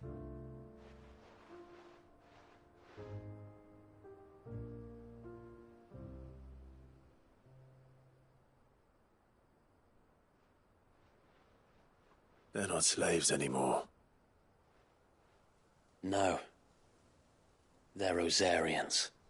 Your father took pity on the bearer's plight, and I believe if he was still with us today, this is what he would have wanted. I believe you might be right. I shall remain here, my lord, and do what I can to help rebuild the village. After all, this is my home now too. And I could hardly call myself an Eastpoolian if I didn't pull my weight. Speaking of which, I ought to be getting back. Can we continue to count on your support, Martha? Of course, and I'd be counting on yours too. Us Rosarians have got to stick together, haven't we? Indeed we have. And Clive, come by the Golden Stables when you get the chance. I ain't paid you for delivering them seeds yet. All right. I will.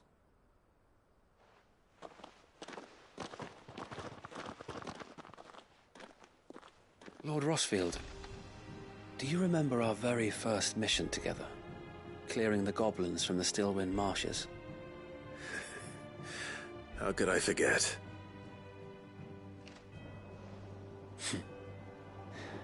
There's one sight that I shall never forget.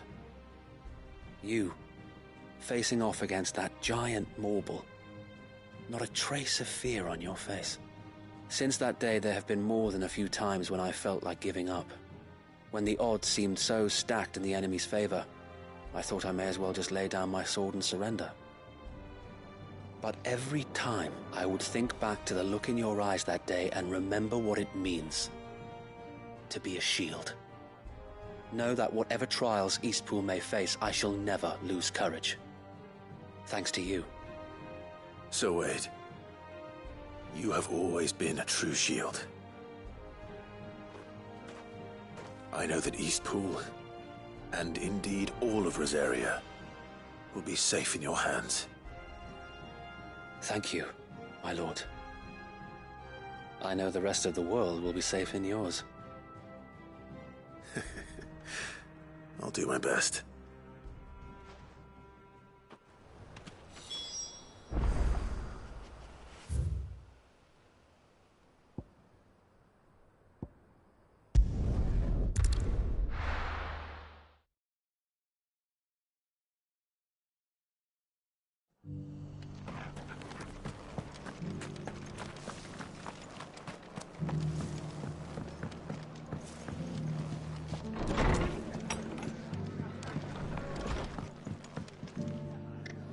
The hero returns. It's lucky you came by when you did, eh? Not only did my seeds get delivered, but you went and saved Eastpool and all. I just did what I could. And it's only right that you get rewarded for it. Take it before I change my mind. Thank you, Martha. So, Eastpool's finally back on its feet again. And a home to free bearers. Who'd have thought we'd see the day, eh? Well, it was your idea. I know that, but I never stopped to think what it would mean. Bearers in charge of themselves, thinking for themselves, working for themselves. Like your hideaway, but not even hidden away. Though I suppose the rest ain't much different nowadays. You know, bearers living free like that reminds me of when I first met Sid. Loath as I am to recall that particular day. I take it you didn't always see eye to eye. What happened? Well, if you really want to know, I started doing what I do long before I met Sid. In fact, that's how I met him. Or at least how he came to meet me. He showed up at the stables one day, asking questions about who'd been buying up bearers. Founder knows what he thought I was doing with them. Running a hunt, poking around in their innards. Something awful, anyway. Me, I thought he was a new constable. Thought the game was up. But somehow we both managed to work out what each other was about. And before I knew it, the cheeky arse was rattling on at me about how I was doing it all wrong.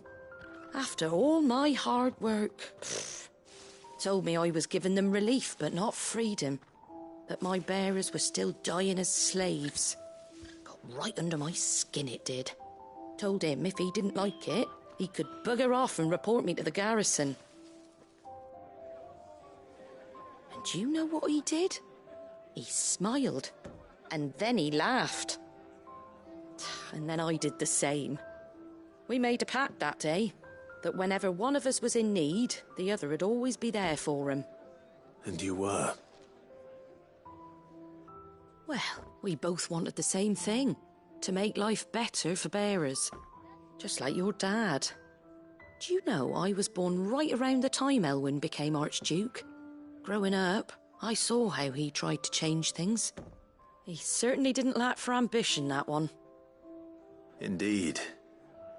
But the loftier one's ambitions, the harder they are to achieve. Which is why those of us who follow in their footsteps need to finish what people like Sid and my father started. Suppose you're right, aye. And if we don't manage it, there's always them who come after us. Good thing we've got a few half-decent sorts waiting in the wings, eh? It's almost enough to give you a little bit of hope. Just a little. Anyway, enough nattering. Better get back to work. Let's see about making everyone some dinner, shall we? The least the folks who saved Eastpool deserve is a hot meal. And you and me ain't gonna save the world on an empty stomach neither. That sounds like a wonderful idea.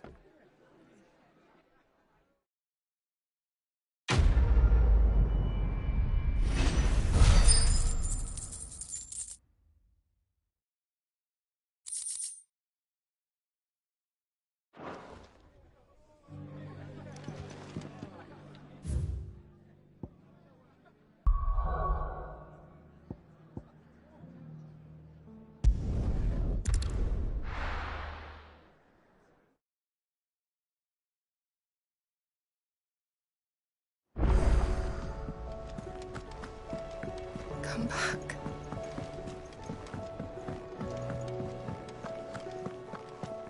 Oh, don't tell me we've run out of Papio nuts and all.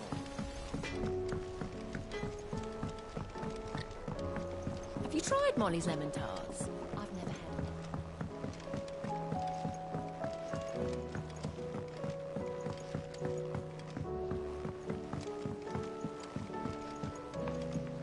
Canva lost.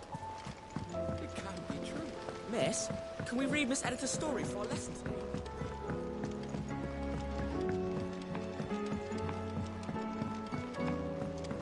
How was she?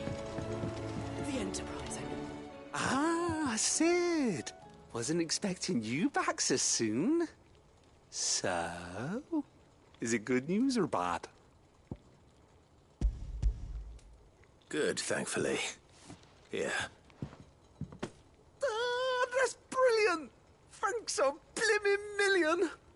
I'll fit 'em to the smelter right away!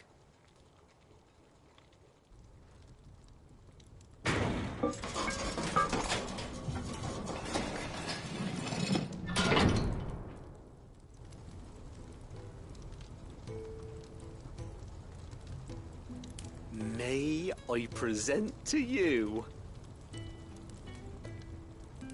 the Telemon Furnace! Ain't bad, is she? She's a beauty.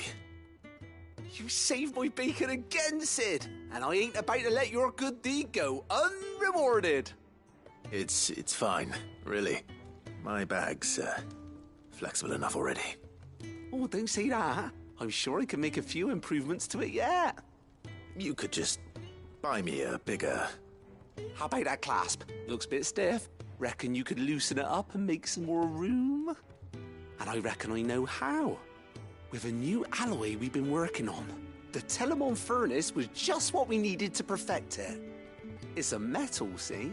So it's lovely and strong, but it's also, well, stretchy, if you can believe it. Stretchy metal. Well, if you insist. That is the spirit. You'll love it, I promise.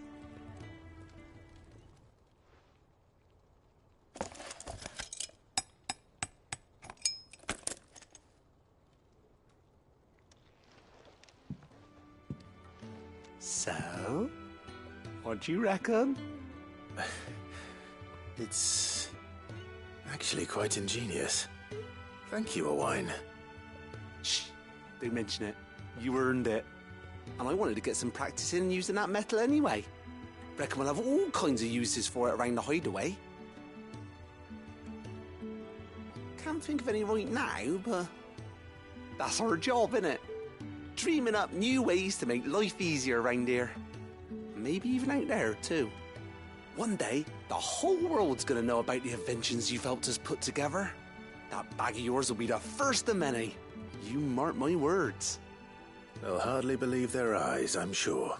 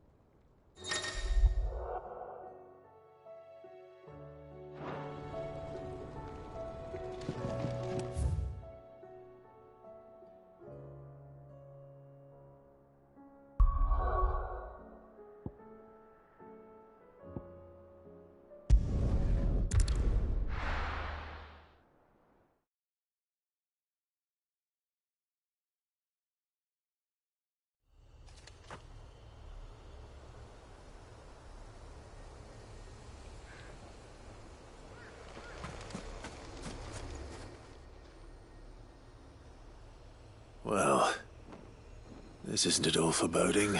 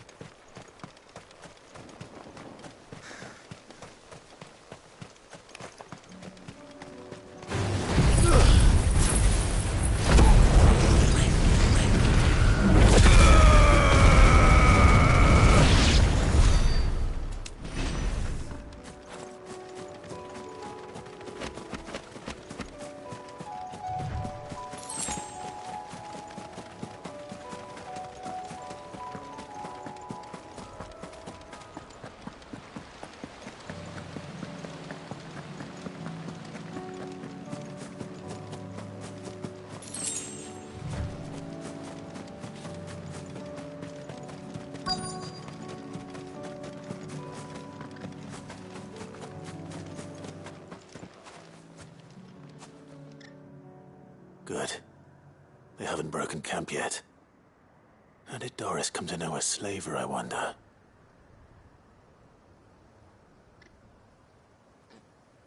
We've waited long enough. She's not coming. Ready the bearers. We're leaving.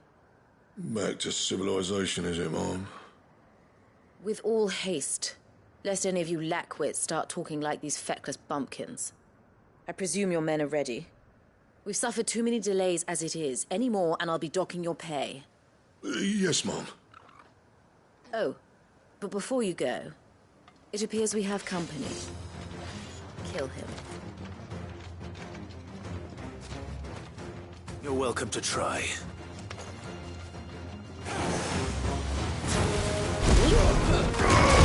This one.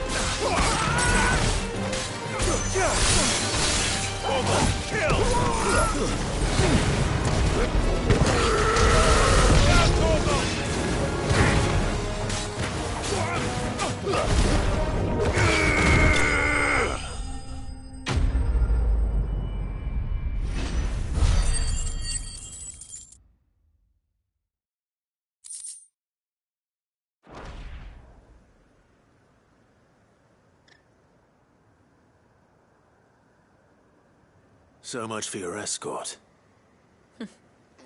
You'll forgive me for not avenging my men. I'm not the swordswoman I used to be. I surrender. Do with me as you wish, Sid the Outlaw. Sid! Ah, Doris. I take it you're not here to rescue me from our brooding renegade? You know, I always wondered where you'd vanished to. But casting your lot with this criminal of all people... Better fighting for a cause than killing for coin. I'm sorry, Sid. I should have told you sooner. This woman, my former master, once trained bearer children to be weapons in service of the highest bidder. She raised me like a daughter. And I did terrible things to earn her favor. It wasn't all terrible, surely. We had our fun, too. You were always so eager to learn, and had such clever hands. All my other children took either to the blade or to the books. Always either or. But you proved yourself a master of both. That's why I kept you for my own. How about it, my little dagger? Care to swear that blade to me again? I never swore my blade to you, nor will I ever. I fight for a higher cause, to liberate the bearers of this world. Farewell, Master. Thank you for making me the weapon I am. You always were a righteous child. Perhaps that's the reason I loved you so.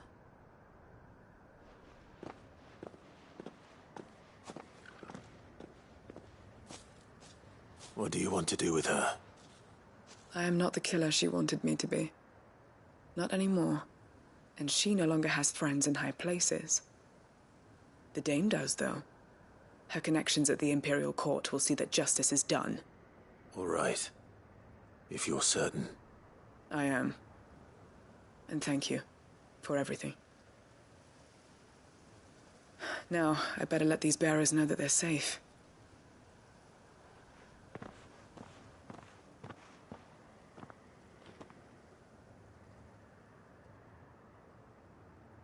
Then I should head back to the hideaway and put Cole's mind at ease.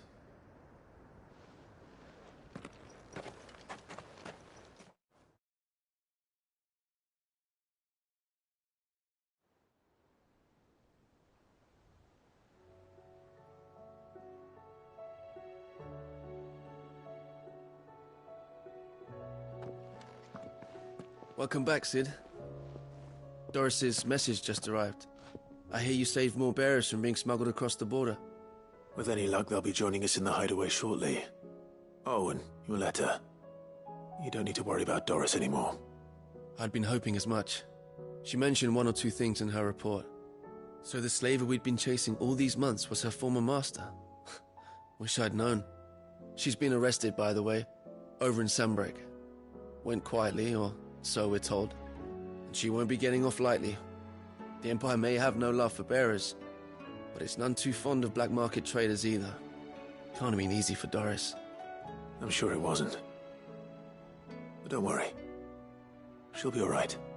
I hope so. Suppose you should know, eh?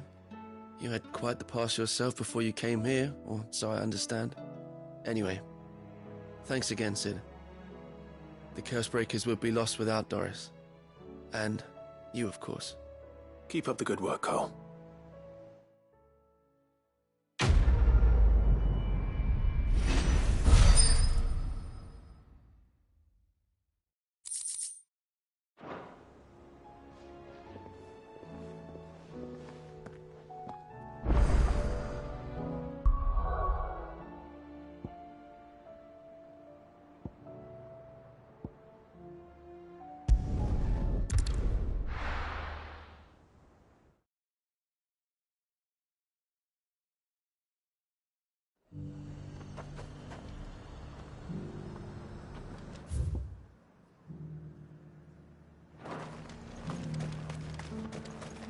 I got peppers to numb your tongue up on fire.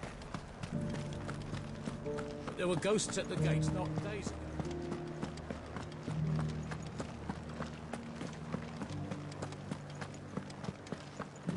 Those things I said before.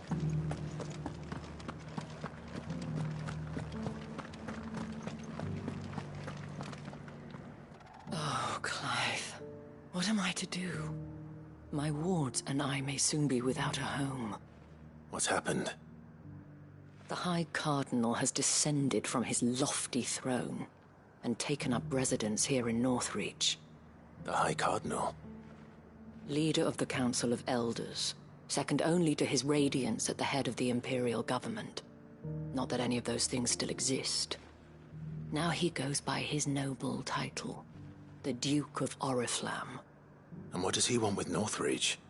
He wants to transform it into a military stronghold, a foundation upon which to build a new Sambrek. He's already secured the support of the various army remnants, with promises that they shall be afforded the respect they deserve in his empire. One built on the confiscated property of the people. He would rob the populace to pay for it.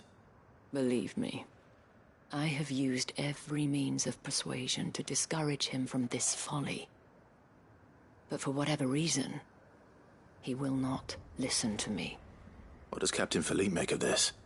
When the town was under attack, it was him the soldiers rallied around. Couldn't he use that influence again? How? By speaking out against one of the most powerful men in Sambrec. A man whose stated aim is to revive the empire Philippe's comrades swore to serve, and to improve the soldiers' lot within it. The captain can offer them a regular supply of gruel, and an occasional trip to the Vale to help them forget the terrors they face each day. The Duke offers them a vision of strength and safety. No. Any attempt to incite mutiny would cost Philippe the support of his men, if it did not cost him his life. But given the mood around town, mutiny may yet be unavoidable. The people have little appetite for further deprivation, least of all when it serves only to elevate others. Who could blame them? Clive, would you appeal to the Duke on my behalf? For your services to Northreach, you have the respect of the soldiers, and they will take you to His Eminence if you ask them. And unlike Philippe, no bonds of loyalty prevent you from speaking your mind to the man. Well, will you try? You could hardly fare any worse than I did. I'll see what I can do. Thank you, Clive. Tell me then, where will I find this Duke of Oriflamme? In the garrison? Overseeing the troops, yes. All right. Wish me luck.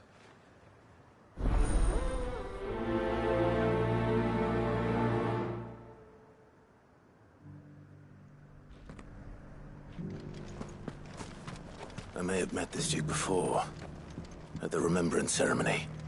Let's hope I didn't make a strong impression.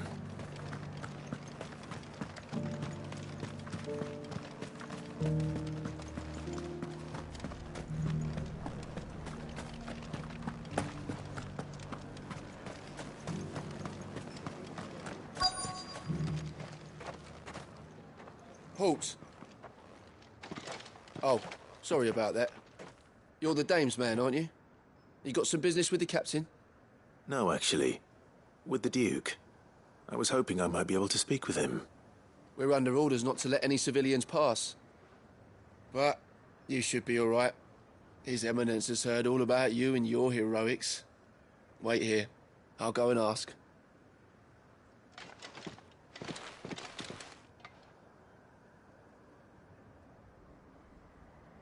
So, you are the sellsword who lent his aid to the garrison.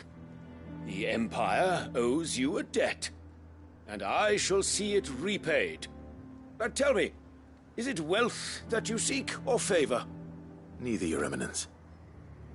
I thought only to inquire about your plan to turn Northreach into a stronghold. Ah, I see. You are worried the expanded garrison will render your services redundant. Yet you needn't be.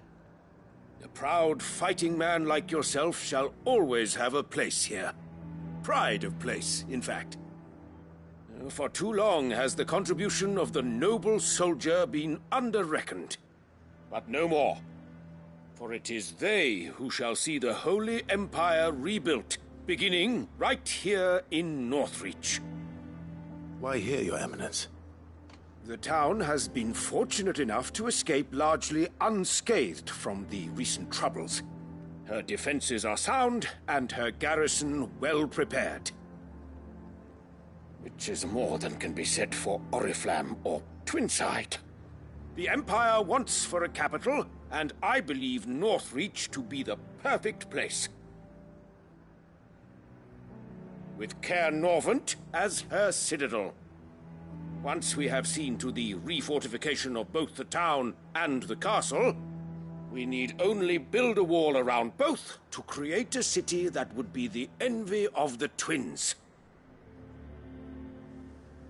Plans are already underway for the construction. Soon enough, these thralls shall learn that they are no match for the might of Sanbreque. I fear you underestimate how dangerous these creatures are, Your Eminence. Should they return in force, you will need all the people of Northreach to come together in defense of the town. Something they may be loath to do if they've been deprived of their worldly goods. The people will do as their leaders command. If Sandbreck is to be rebuilt, she will require a functioning government. One whose authority is beyond question. That is why this levy is necessary. So that any man who wishes to join the army might do so and be fed, outfitted, and paid as befits a defender of the Empire. And yet there are those who persist in peddling the treasonous lie that I seek to steal from the people and drive them from their homes. I suspect they're afraid of losing what little they have left. Precisely.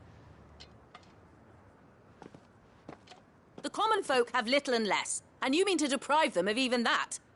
You would sow the seeds of your new empire in your own salted earth. Sabine, we have discussed this. Yes, and I told you then how putting the empire before her citizens would lead only to revolt. Without an empire, there are no citizens. And in yours, there will be only beggars. Is that what Griga wills for her people? Do not take her name in vain, Sabine. I'll come back later. The citizens revolt. I wonder what the people really think of the Duke's plan. It wouldn't hurt to ask them, I suppose. Let's begin with those on the other side of the wall. Sabine, you are embarrassing me.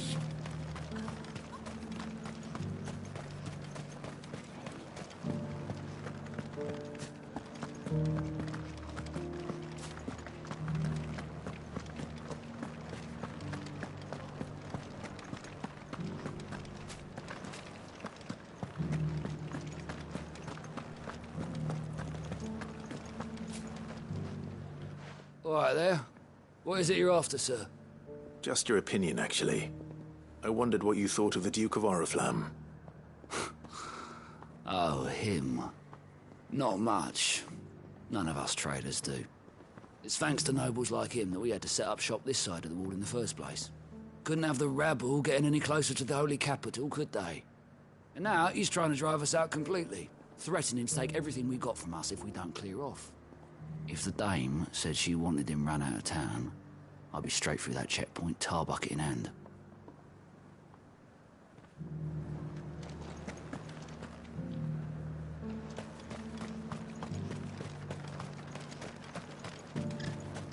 I heard the dame got an eye concert with the man. A question, if you don't mind. What do you think of the Duke of Oriflamme? Don't get me started. You build a life for yourself somewhere, only for some noble to turn up and tell you got to hand it all over to him. If he thinks his name and his chains give him the right to empty our purses, he's in for a rude awakening. We'll do whatever it takes to keep what's ours. Whatever it takes.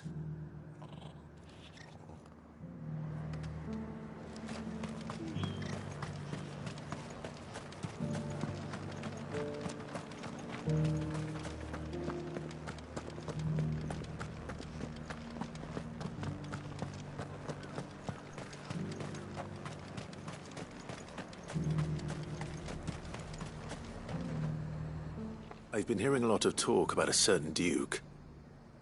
Nothing good, I'll wager. Going around acting like he owns the place. And with hardly a word to the dame. This is her town, not his. I take it you'd rather she was in charge. As far as I'm concerned, she still is. Just need his eminence to sod off back to Oriflamme. Well, the people seem united enough. What about the soldiers?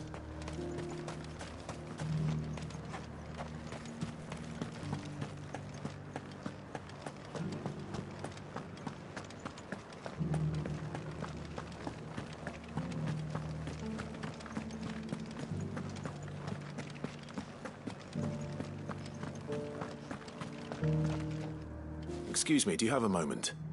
I wondered if you'd mind sharing your thoughts on the Duke of Oriflamme.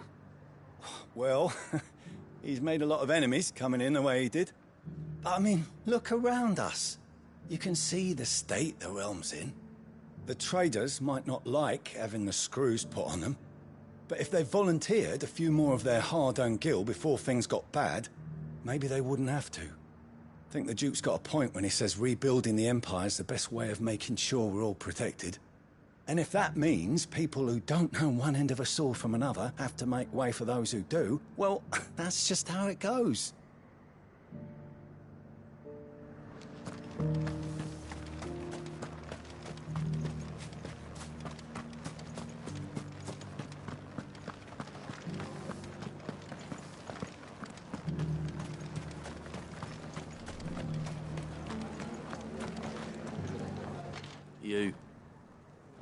You're the one who was talking to His Eminence. On the Dame's behalf, yes. I was trying to persuade him not to take the people's goodwill for granted, but it seems my words fell on deaf ears. What do you think of his plans? I'm a soldier, mate.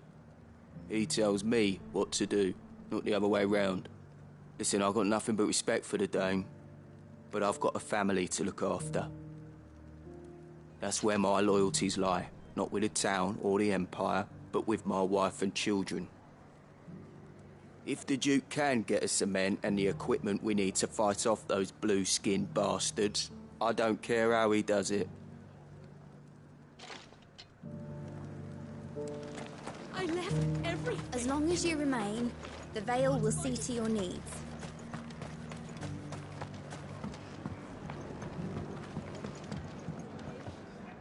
I hear the Duke of Oriflamme plans to turn this town into some sort of fortress. Do you think that's a good idea? It's not for me to say. All I know is that unless the Emperor orders me otherwise, His Eminence's word is law. Look, no one likes all these taxes and tariffs, but empires don't come for free. Once Sandbreck is back on her feet, we'll all reap the benefits. Let's see what Philippe makes of all this. Sabine, you are embarrassing me.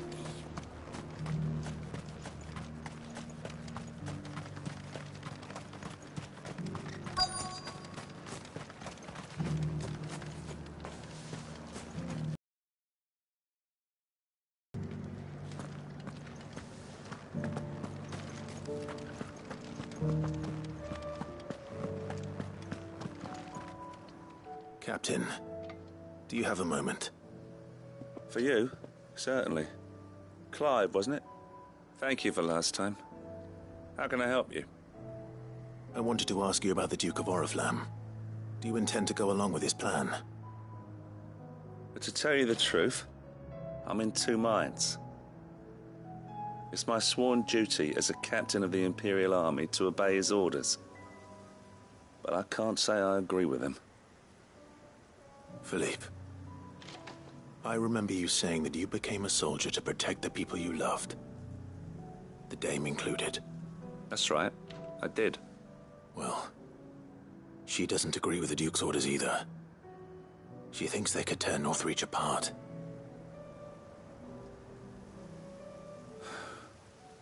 And she's probably right. Thank you, Clive. I know what I need to do now. Protecting the people I love is what matters. Doesn't matter how. Well, duty calls, so I better go. Thanks again.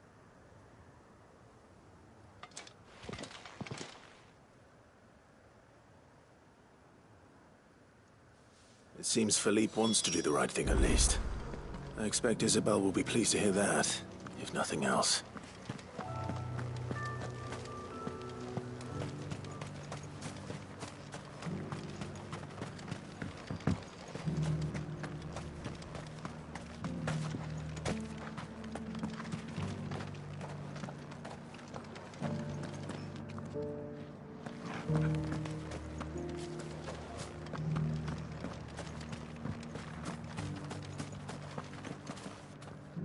Ah, Clive.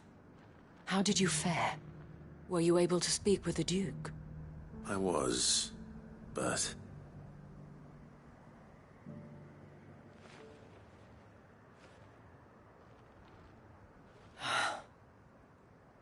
So Northreach is to be a fortress after all.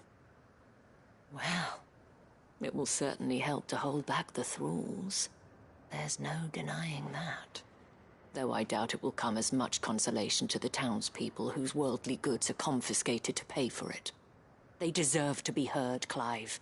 To have a say in this new empire the Duke means to build.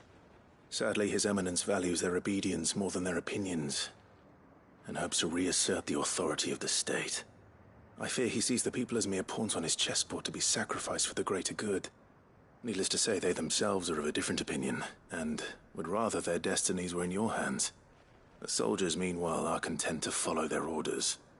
And not just because of the Duke's rank, but because of his vision. I thought as much. Had I sworn to protect Sambrek, I dare say I too would want nothing more than to see it rise from the ashes. Thank you for trying. But the battle is lost. I don't know about that. What happened to your uniform? I handed it in, along with my resignation. Told the lads I wished them well, but that I owe it to those I love to call it a day. But why? Because I realized what really matters to me. Not following some nobleman's orders for the sake of it, but protecting what I care about. Protecting Northreach. I honestly don't know when those monsters will return, but I'm certain they're not finished with us yet. And when they do come back, we need to be ready for them. We need to stand together, all of us. And with you to lead us, milady, I reckon we can do it. It was you who finally convinced me, Clive. There's no point following orders if they go against everything you believe. Indeed. All of us, standing together. That has always been Northreach's best hope, and one which still lies within our grasp. We have only to turn our attentions to the true enemy. Thank you, Philippe, for showing me what I must do. Anything for you, milady. Speaking of standing together, would you mind if I borrowed a few of the lads from the Vale to help keep watch around the town? I fear His Eminence has loftier tasks in mind for the guard. Not at all. Be my guest. Wouldn't be the first time.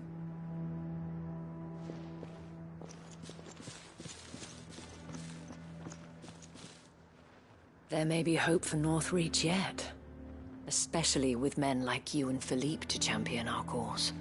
I, for my part, shall continue to work upon the Duke, in the stubborn belief that I might still tempt him into joining hands. But I suspect I shall have to call upon your aid again. Until then, Clive. Until then.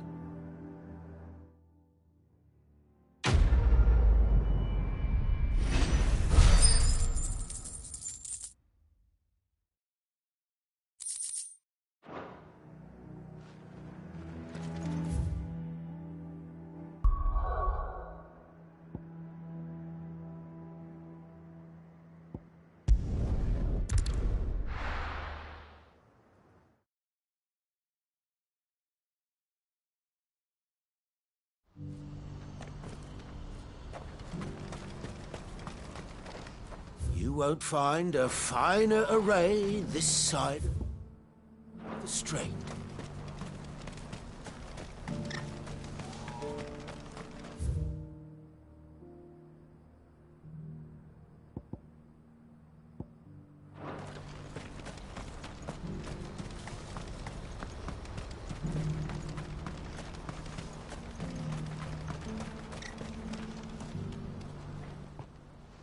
Ah, Clive. You'll be pleased to know that the negotiations are progressing well. That is good news. Yes. Our comrade in Randala has just sent word that the contract should be signed very soon. But I still have much and more to prepare. It's a huge undertaking moving this many bearers at once. You couldn't do me a quick favor, could you? What is it this time? More wild beasts? Nothing like that. I just need you to go over to the caravans and ask El how long we have until the bearers arrive. Find out exactly how much faster I need to get all these supplies moved. All right. I'll go and ask. Thanks, Clive. I owe you one.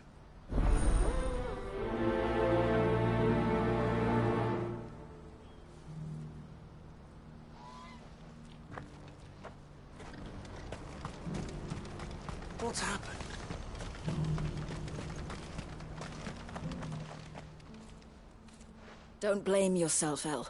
This is their fault, not yours. I know, but... No buts about it, all right?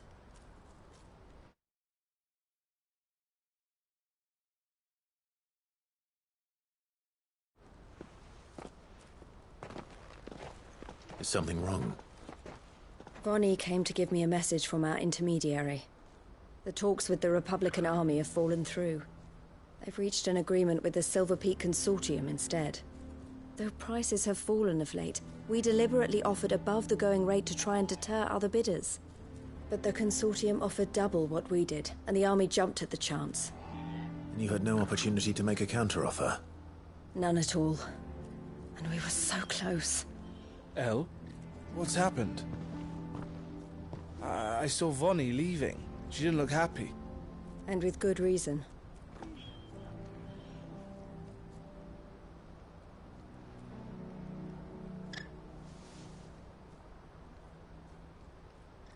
But I thought we were the only ones the Fist were speaking to about the bearers.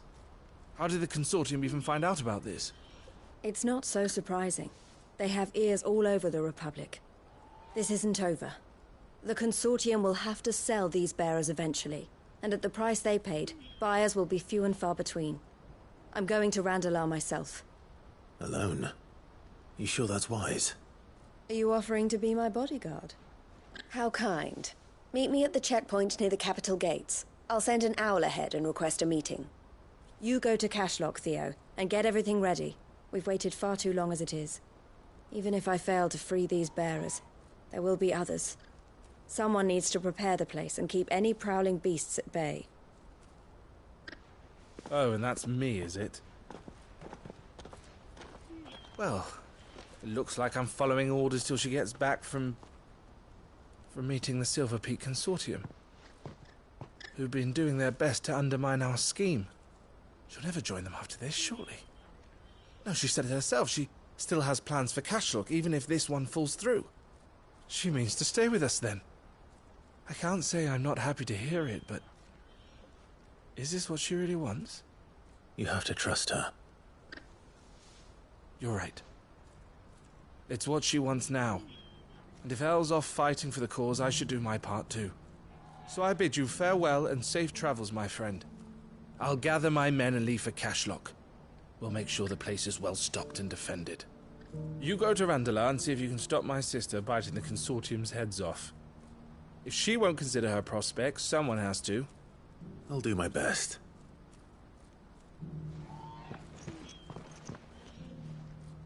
All right. To Randalar, then. And better not keep Eloise.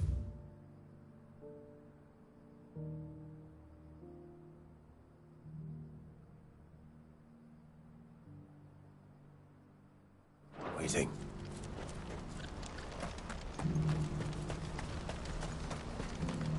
What's happened?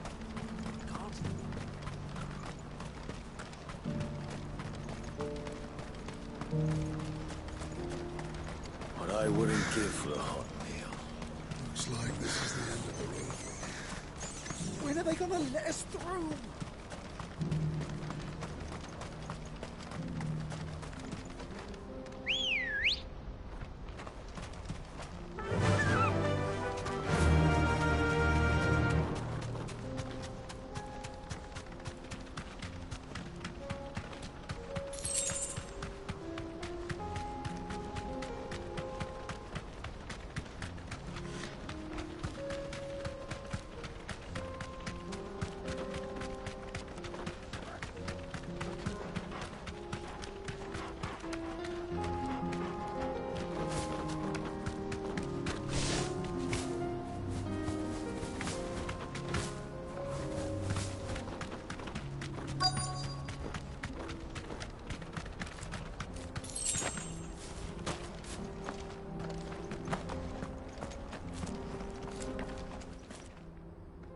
I hope I didn't keep you waiting.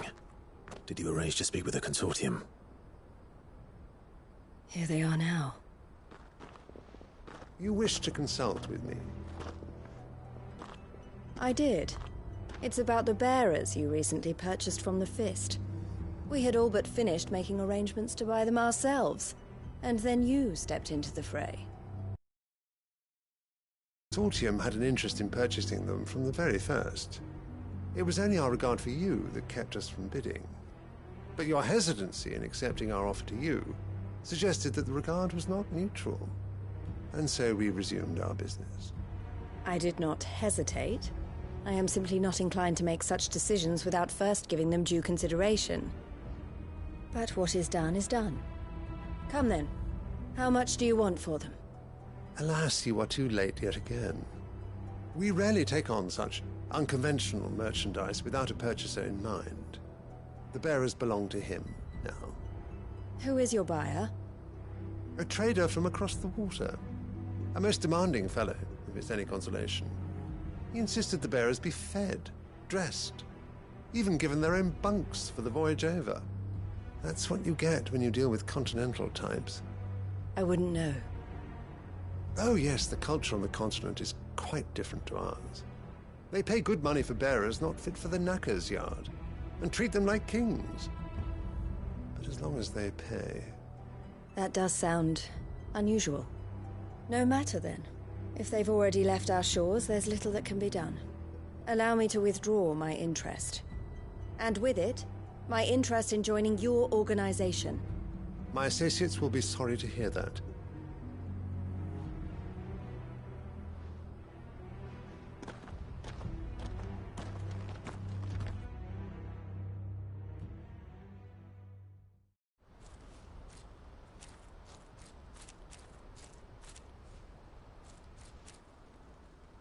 I'm sorry you weren't able to save them. As am I. But I only have myself to blame. He was right, you see. The Silver Peak Consortium did intend to buy those bearers before I did. Their representative hinted at a possible purchase when he came to recruit me. I feigned interest in joining them in the hope he might be encouraged to tell me more. And he did just that. As soon as he left, I sent my own offer to Randalar. So you never... No. I entertained the Consortium's proposal solely so I could learn more about those bearers. But I was a fool to think they wouldn't find out. I knew exactly who I was dealing with. You tried. I did. And if what he said was true, the bearers are to be well treated. Which is something, at least. But they deserved more. I wanted so badly to see them freed. Eloise! Eloise! Word from Cashlock. The village is under attack. A pack of beasts have come down from the mountains, and there's a dragon at its head. Theo and the others are trying to hold them off as best they can, but the odds are against them. They need help, and fast. Theo! I'll go on ahead. Thank you, Clive. I'll gather some men and join you there. Just... make sure he's safe.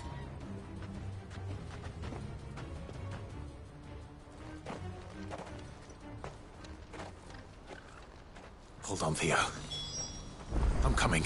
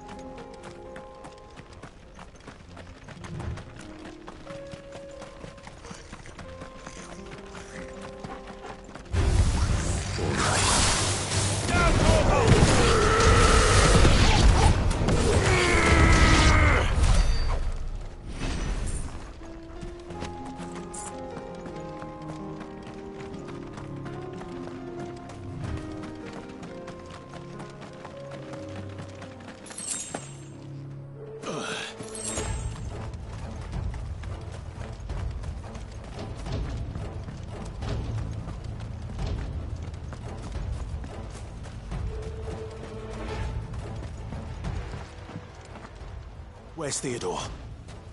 Upriver! He led the dragon that way to keep it from the village, but the whole area's flooded with ether. We just have to pray he makes it out in one piece. I can do better than that. Torgal, with me.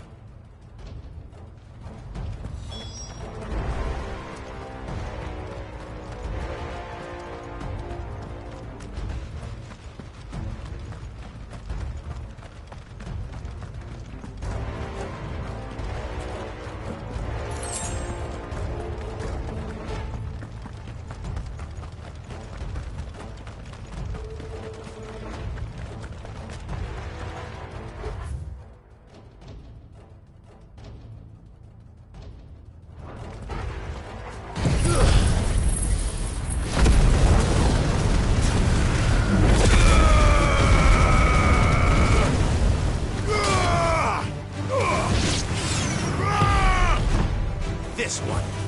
Over here! Attack!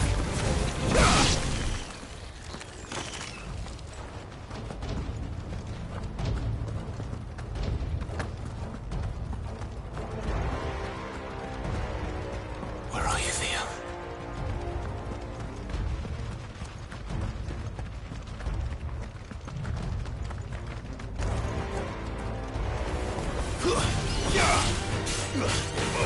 Over here! Get him! Go, Torgal!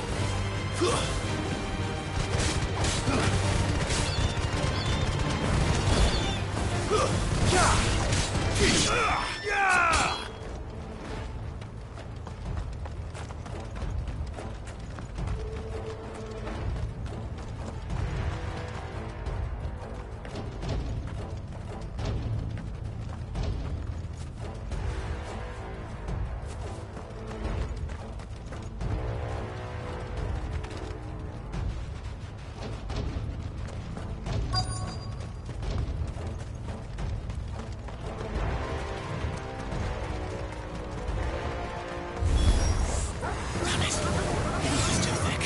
These creatures have already turned.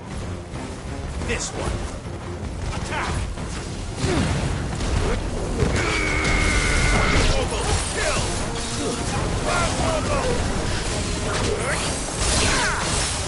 This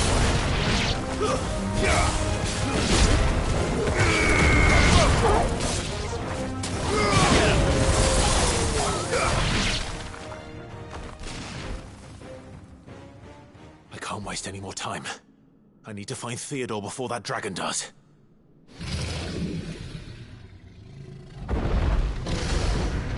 Looks like it's found me. This thing's turned as well. This isn't going to be easy. Go, Torgal!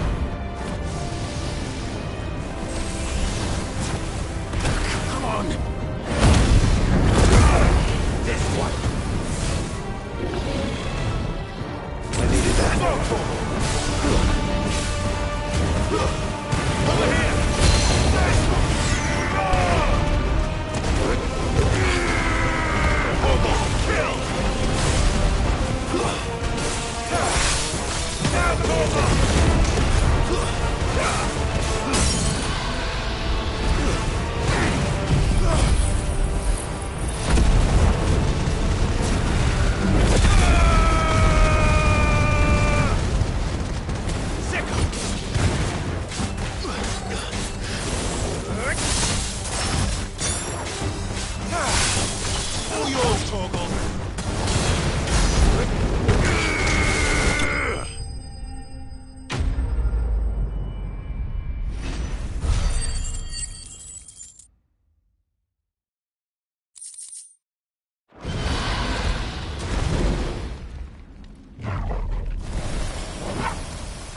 Clive?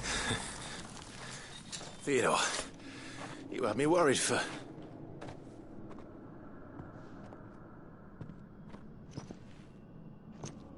We have to get you out of here.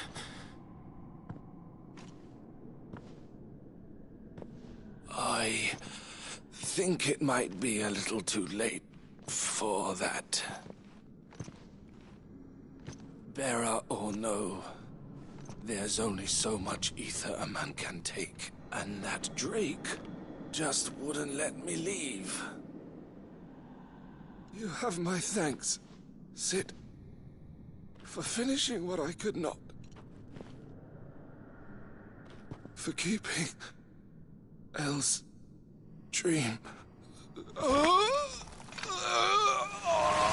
Theodore!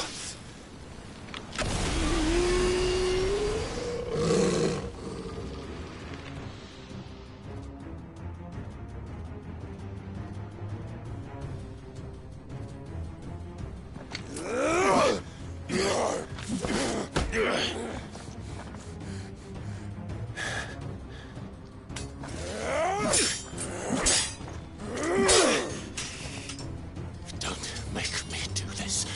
Stop it, Theo! Stop! Stay back, Eloise! He's turned. And so will you!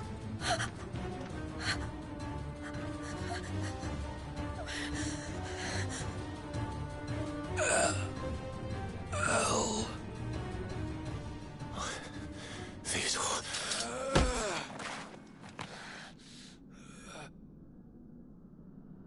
Take care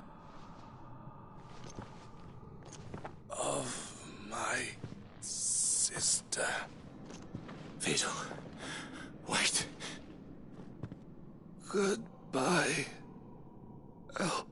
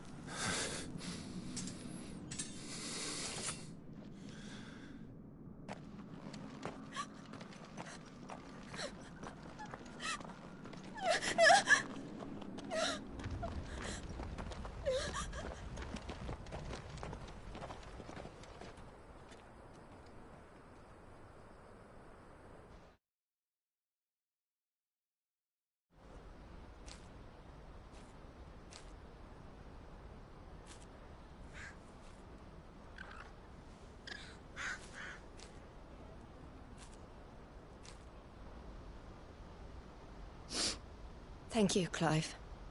I think I'll be all right now.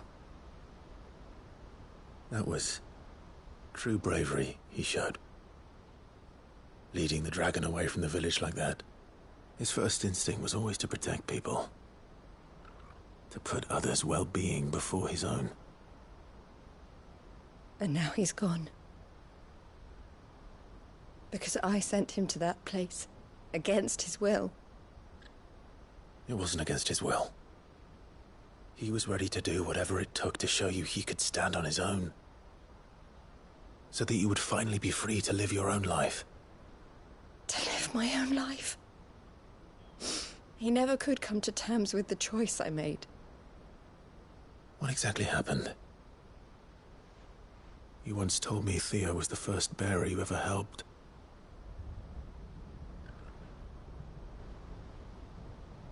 We grew up in Canva. We were born to one of the great trading houses. And I was chosen to inherit the family business. I had my father's head for figures, you see. Theo did not. While I studied the art of commerce, he played at soldiers instead. A late bloomer. In more ways than one. For unlike most bearers, it wasn't until his 15th summer that his powers awakened. My parents tried to drive him out of the house and into the care of the constables. But before they could, I took him into mine. Theo told me something else. He clearly admired your devotion to the cause of freeing others like him from slavery. But he said you deserved a better life than this. He wanted to free you from what he called your bonds, just as you freed him from his. I would be lying if I said I had not wondered from time to time how much easier my life might have been if I had allowed Theo to be taken and devoted myself to the family business instead.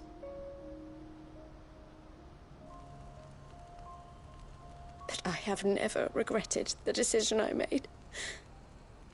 Being with my brother meant more to me than tradition or reputation. I only had to look at him to remind myself of that night and the choice I made and the fact that I would make the same choice again in a heartbeat.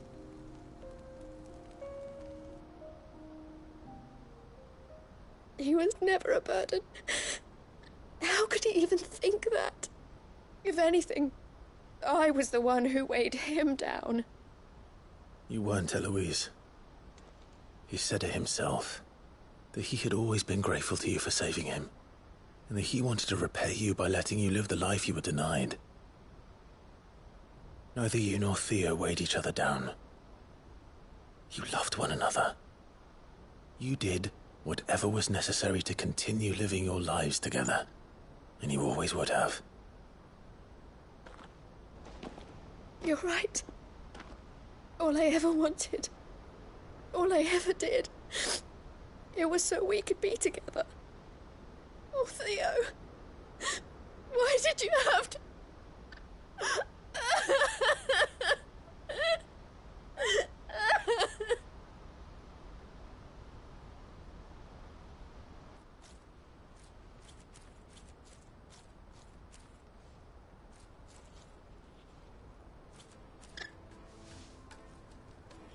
I know Theo wanted me to move on, but I'm staying here at the Crimson Caravans to continue our work.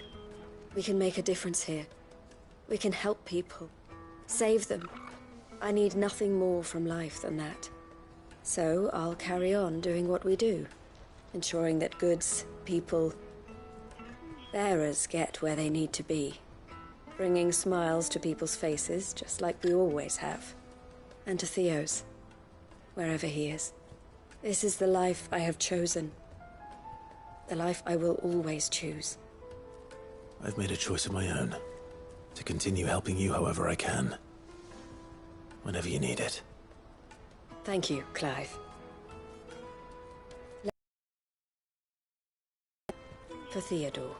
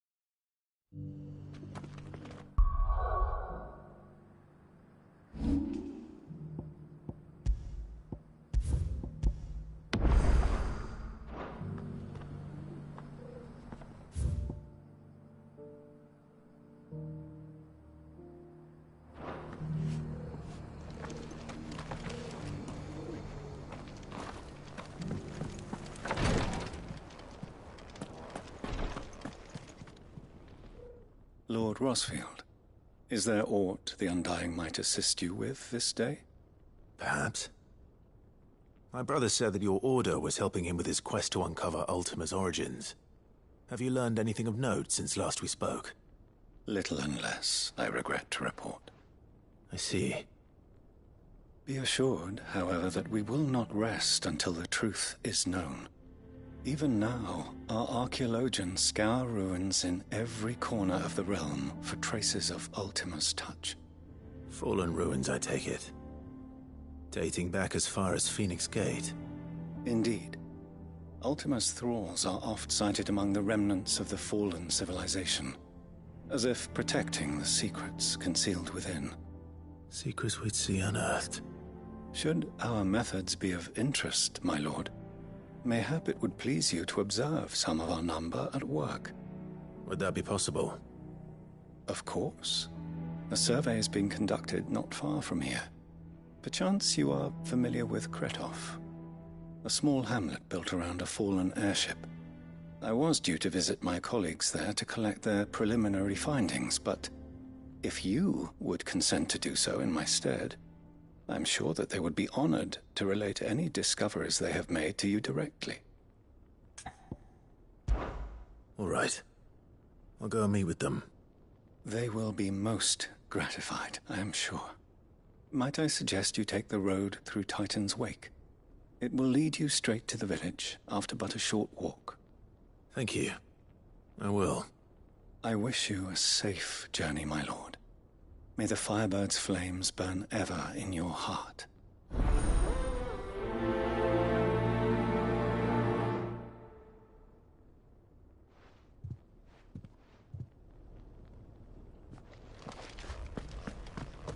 A village built around an airship. Sounds like another lost wing. I hope the inhabitants are just...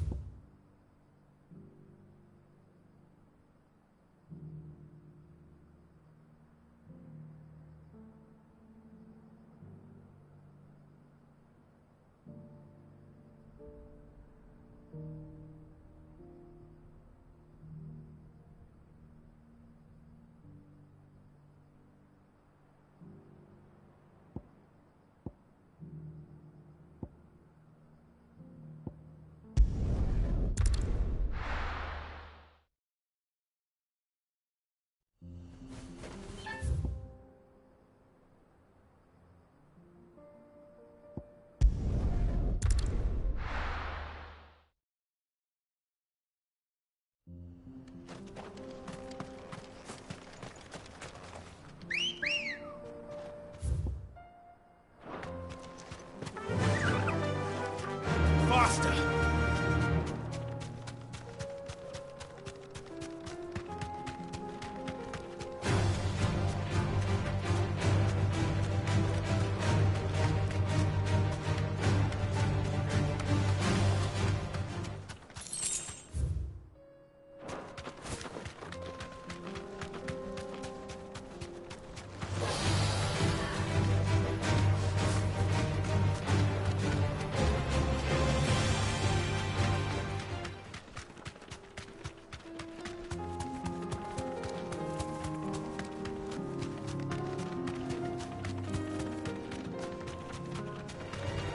Enough of you, are there?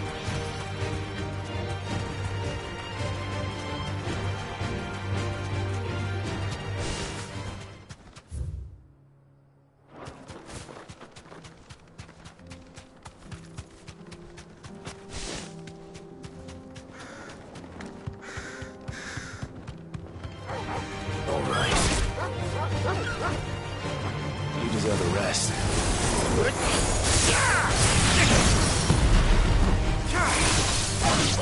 Kill!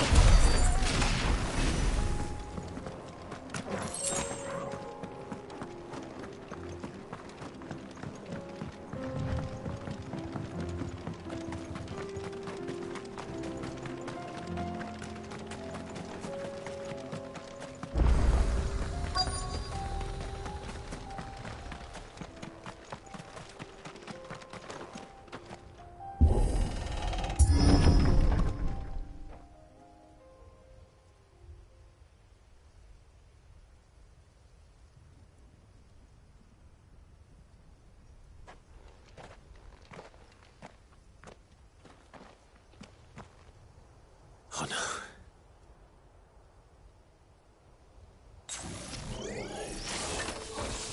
You'll pay for this.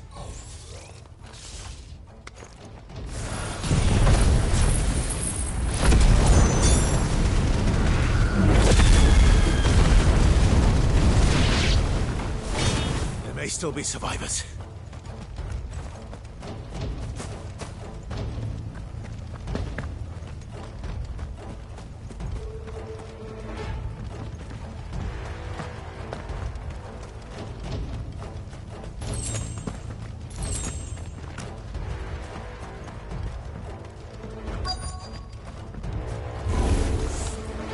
that thing is. Say it's their leader. Get him! Go for it! Down, Torgal!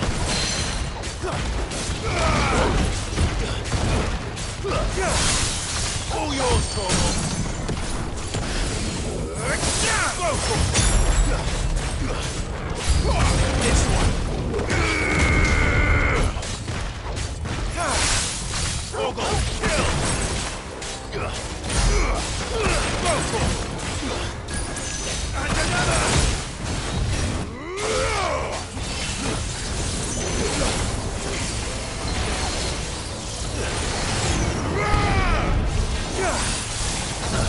Over here!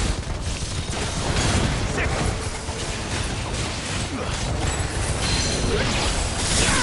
Get him!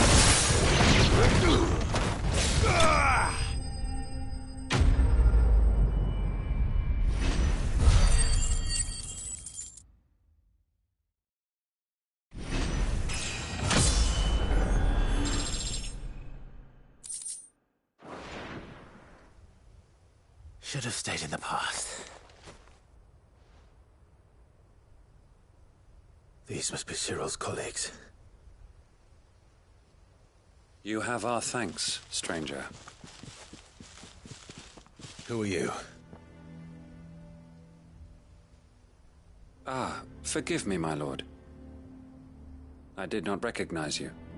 You are Lord Rosfield, are you not? We are archaeologians, tasked with surveying this site. When the echoes appeared, our brothers here occupied their attentions.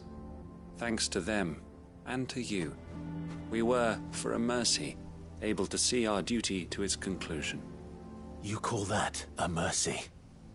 Your brothers might still be alive if you put their safety before your duty. Surely this survey wasn't worth dying for. We are charged with uncovering Ultima's origins. A duty of the highest import, as I'm sure you will agree.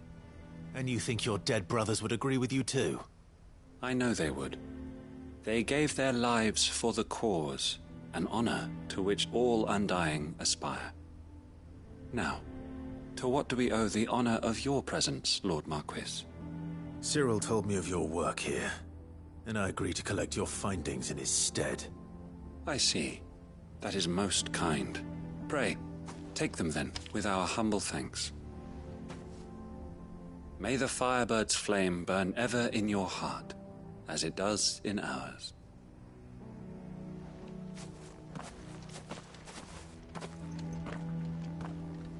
It's one thing to lay down your life for another, but for a survey... I suppose I'd better get this back to Cyril.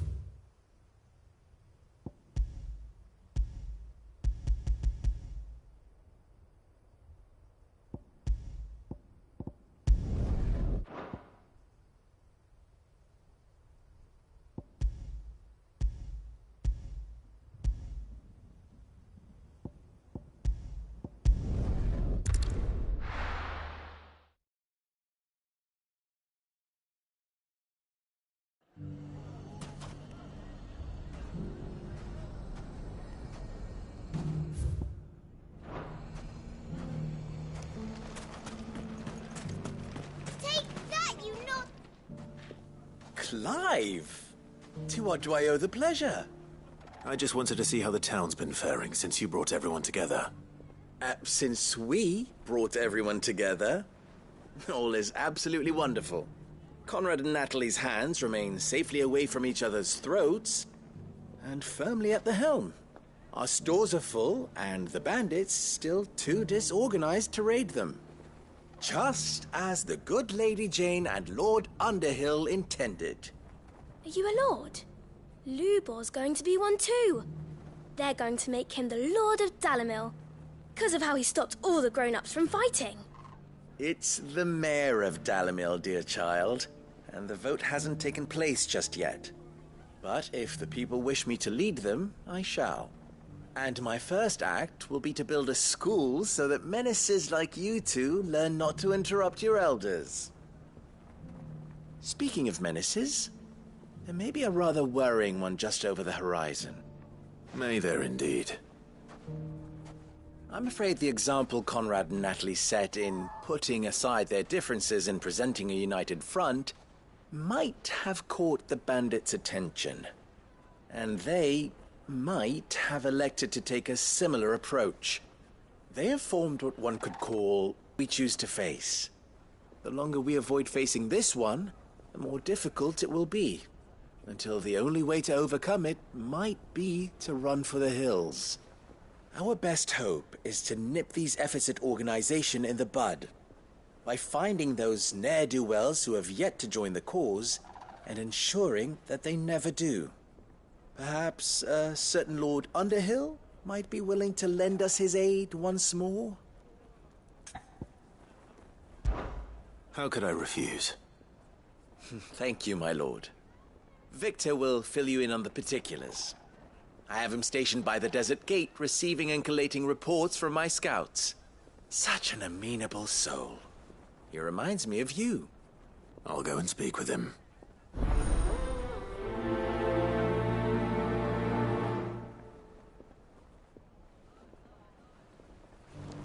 What's the difference between A League of Outlaws. Sounds like we have some competition.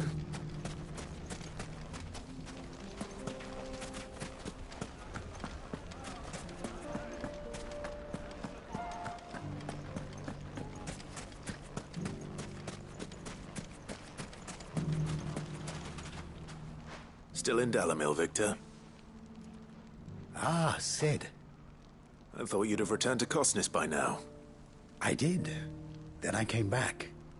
I've developed something of a fondness for the place. And having worked so hard to see it saved from one fate, it would seem remiss to abandon it to another. A sentiment Master Lubor certainly isn't shy about exploiting. Hence my doing his bidding yet again. You're not the only one. What does he want you to do? He asked for my aid in putting down the bandits. And he said that you might be able to help me find them. Then you've come at just the right time. I was on my way to speak with Conrad about how to organize our forces. There are more camps in the vicinity than we can safely strike at once. But we must strike together, and we must strike soon at as many camps as we can. We can't give this league of theirs time to rally its forces. All right. Which camp shall I take? There's one upriver. Just out there, across the dunes. Leave it with me.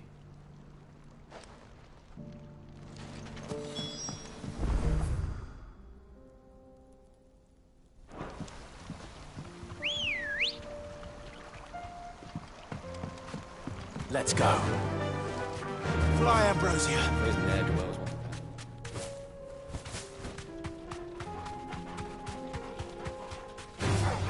All right.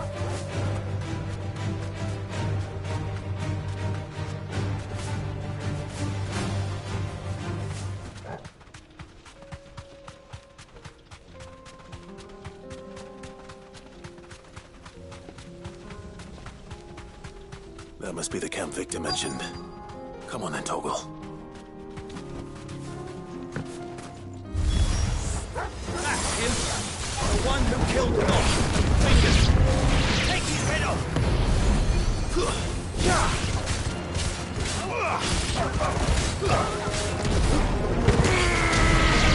Toggle!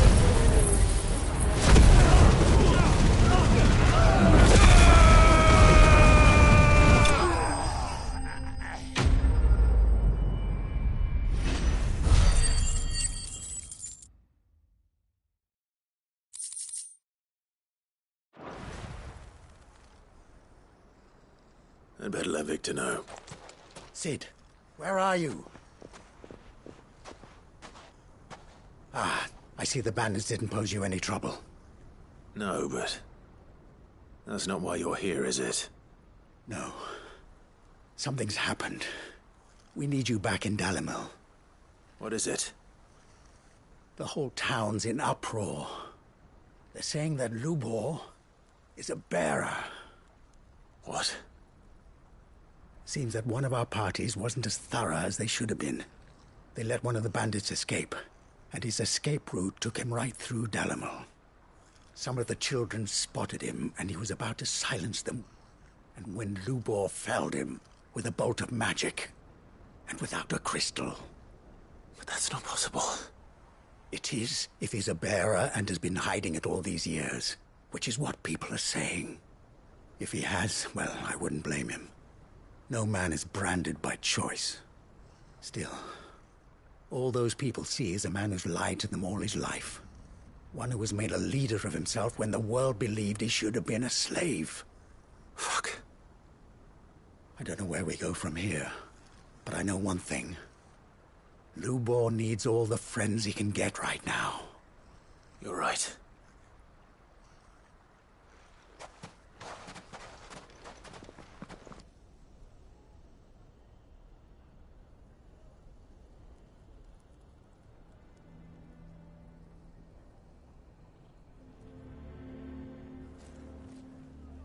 And now everyone knows.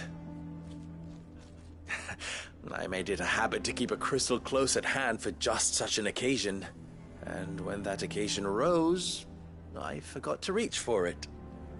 Well, it was bound to come out sooner or later. We're sorry, Lubor. We tried to keep running. But we just couldn't anymore. There's nothing to be sorry for. I rather enjoyed playing the hero for once. All that matters to me is that you two are safe. Look at him talking to his betters like it's nothing. All lies, I'll wager. Just like the ones he fed us all these years. Once people make up their minds, it's hard to change them. We need to do something, and quickly. Convince the people not to let their prejudices blind them. Convince them that nothing has changed. That their enemy lies outside these walls, not within them. You're right. We should speak to everyone.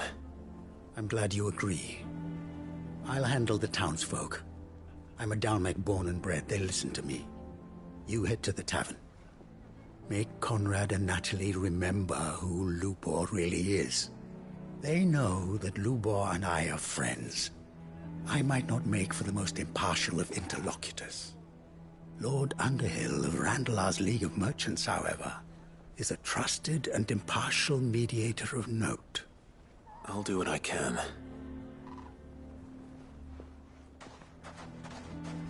Lubor, stay here with the children. I can't promise anything, but we'll try. And that is all I can ask of you.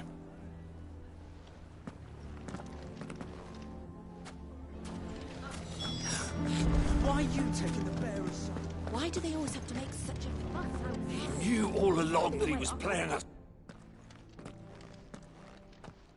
Forgive me for disturbing you, but could I have a moment of your time? I've seen your face before. As have I. Lord Underhill, wasn't it? Of the League of Merchants. That's right. I wanted to speak to you about Lubor. The rumors that he's a bearer. All true, I'm afraid. He'll never be mayor now. Not if I have anything to do with it. But what of his wares? Bearer or no, his steel is highly valued throughout the Republic. In this at least, he's done the town a service. Might that not earn him a little leniency? Leniency? He pretended to be one of us when he was laughing behind our backs all the while. I'm sorry, my lord, but he lied to us. He lied to you. He cannot be trusted. So what do you propose? Will you drive him from his home? Close his forge? Perhaps. That is a question for the people of Dalimil, and they will thank you not to get involved.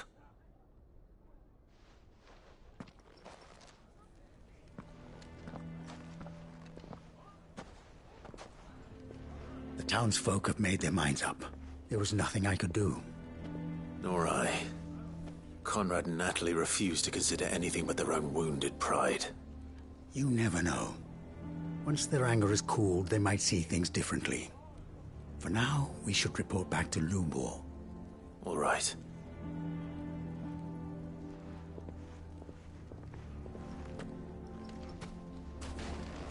Why the hell would Victor take the bearer's side? I assume the situation is hopeless? There's still hope. But...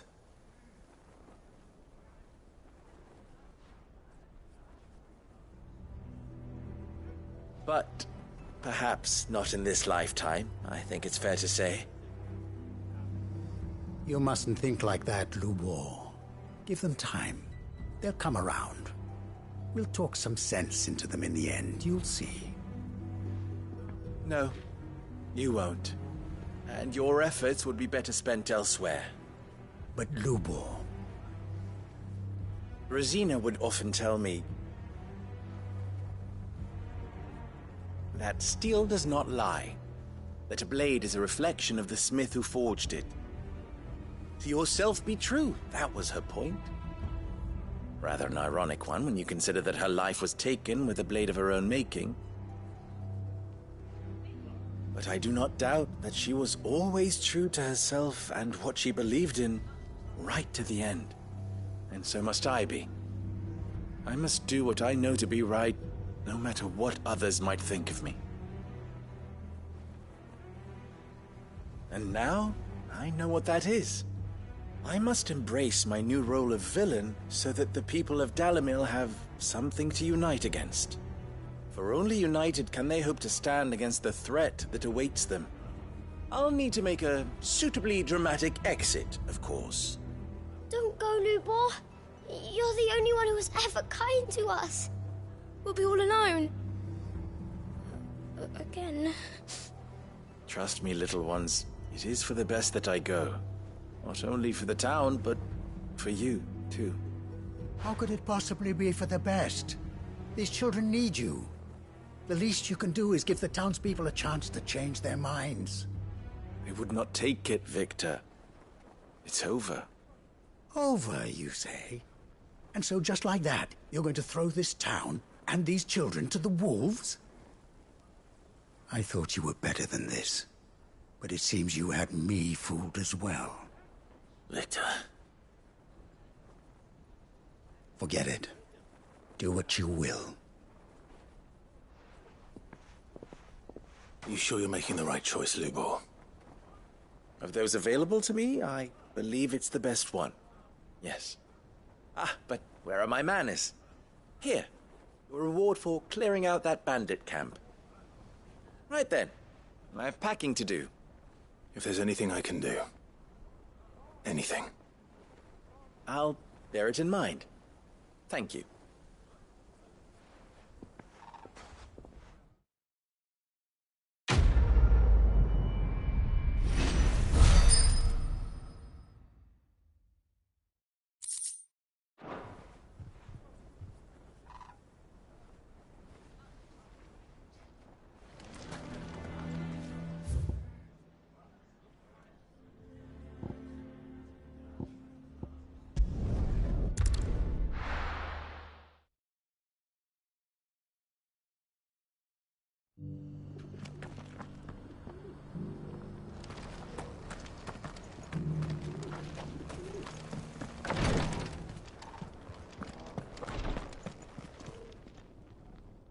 Ah, you are returned, my lord.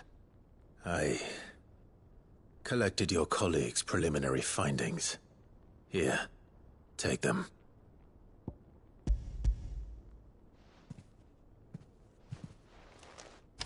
My thanks. I shall study them, and inform you forthwith if I discover aught that might aid you in your fight against Ultima.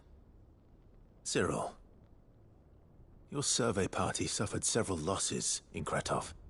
Losses which could have been avoided, had the others not chosen to complete their work, instead of saving their friends. Were these your orders? No. This was their choice. Every Undying devotes his life to the service of the Phoenix. It is our sole duty, and should we die in discharging it, so be it. Even when death is avoidable. My lord, I fear that this is not a point over which it would be fruitful to argue. The Undying have served the Phoenix for countless generations, and your opinion of our methods, however earnest, is not like to change them. We live to serve the Phoenix. Our very order exists for that purpose, and that purpose alone. Cyril, I know that you and your brethren answer only to Joshua, but allow me to offer you a word of advice. It does not further the cause of the Phoenix to have his loyal followers surrender their lives without good reason. Provide your survey parties with an escort, that they might live to do their duty for years to come. Think not only of how you can serve the Phoenix, but how Joshua would want you to serve him. Please.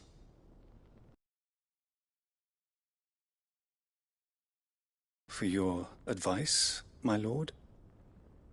If you will permit me to respond, our faith in his grace, Joshua Rossfield, is absolute. And we of the Undying will do what we believe is right to fulfill our duty unto him. As first shield to the Phoenix, I am sure you understand what it means to do one's duty. I do. Then we are of the same mind. And it is my hope that we may continue to do our duty together.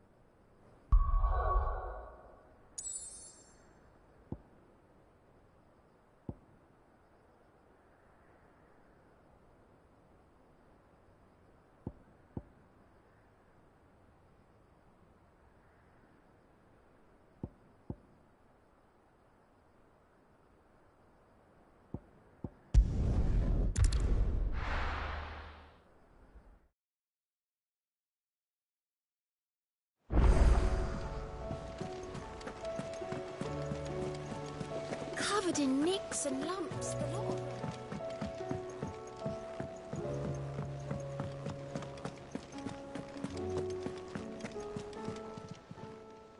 Ah, I wasn't expecting you back so soon. Your benefactors are a generous lot. All yours. Best of luck out there, Sid.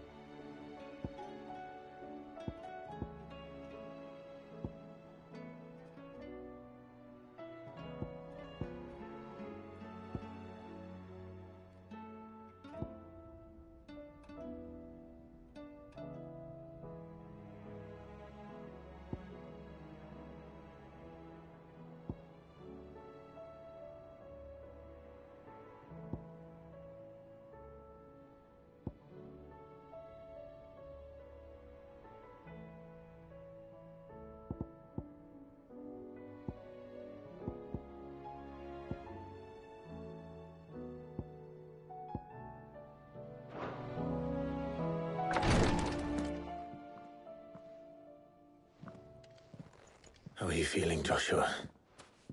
Better than I was. But not nearly as well as you should be. Your cuts and burns may have healed, but your body still bears the burden of every spell cast. And what would you have had me do? It was no ordinary foe we faced. It was the Warden of Darkness. Yet still, it was not enough. The king could have ended me at any moment, but instead chose to toy with me like a curl does a mouse. You underestimate yourself. Oh, it was crystal clear.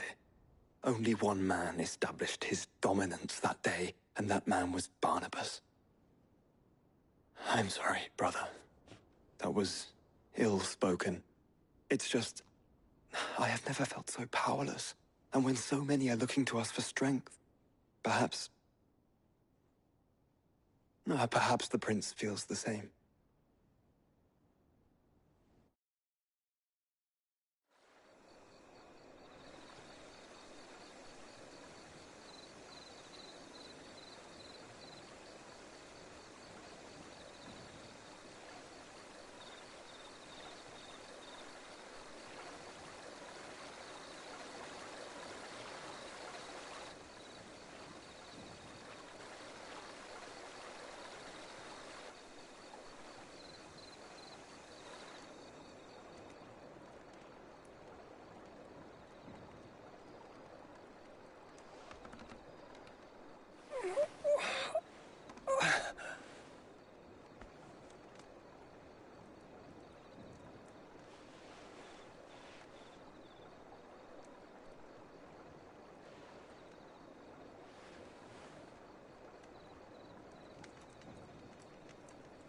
What is this place?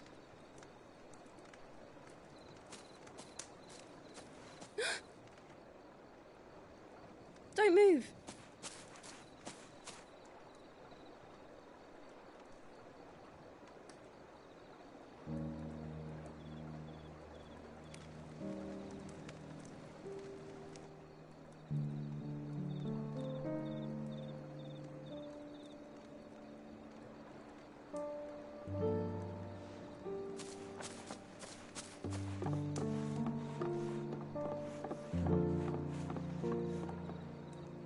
Here, it's fresh from the well.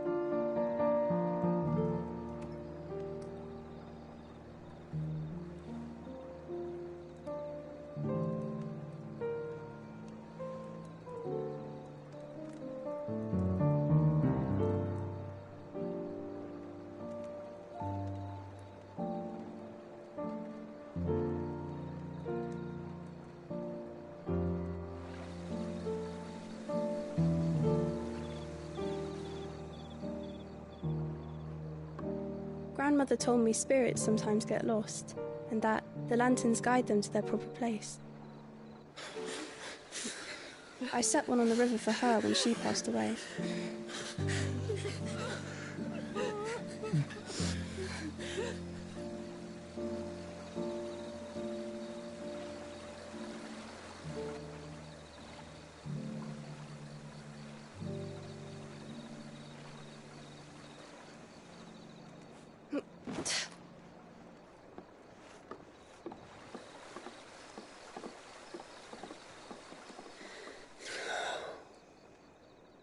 The fiend works from the shadows. Was it you who guided my hand, then ultimately? No, not you. This is my doing, my fault, my sin to bear. And for it, I must atone. Your hurts are healing nicely. It was my poultices that saw you well. You make them? And sell them, or try to. Earns me enough for bread, most days. Forgive me. I have nothing to... I know, but I couldn't just leave you lying there.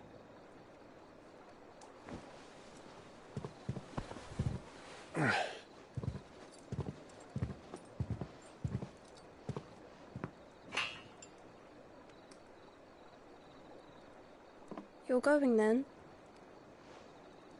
Of course. I'm healed. Thanks to you and your poultices. Will you promise to come back and visit?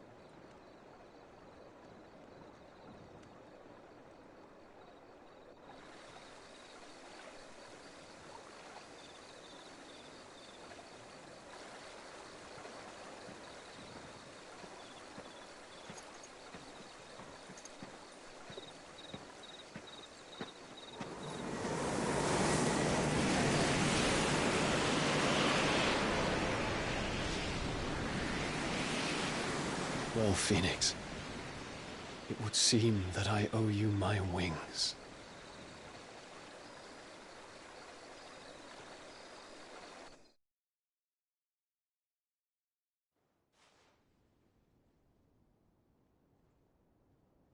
Perhaps he can find an answer. You will be returning to Waloed soon, I gather. I see no reason to wait. Then neither do I. I can think of a few, but I doubt they'll stop you. You will take your medicine. Of course, Lady Daya. Set on leaving already, are you? How long will it take us to get back to Ash? Dunno, about the same amount of time it took us to get here. Maybe less, if your uncle can find someone trustworthy to patch up the Enterprise. All depends on where we're putting into port, mind. Yes. It's not as if we can put ashore wherever we choose. We have to assume that the whole of Ash is hostile, and that we'll be attacked on sight. Then we must find a place they won't think to look. And I have an idea who might know of one. The Professor! I'll go and tell you coming! While you're plotting our course, I'll be in the shelves with your lawsman. I wish to pick his brains about Ultima. Then I'll talk to Karen about supplies for the journey. They may not be easy to come by in Ash.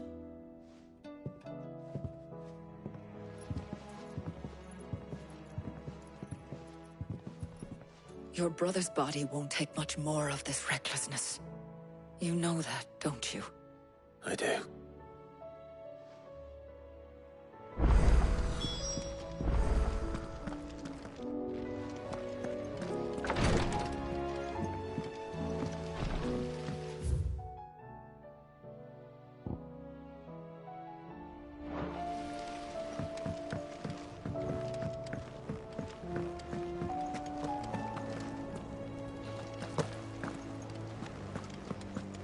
I still say it were a compliment.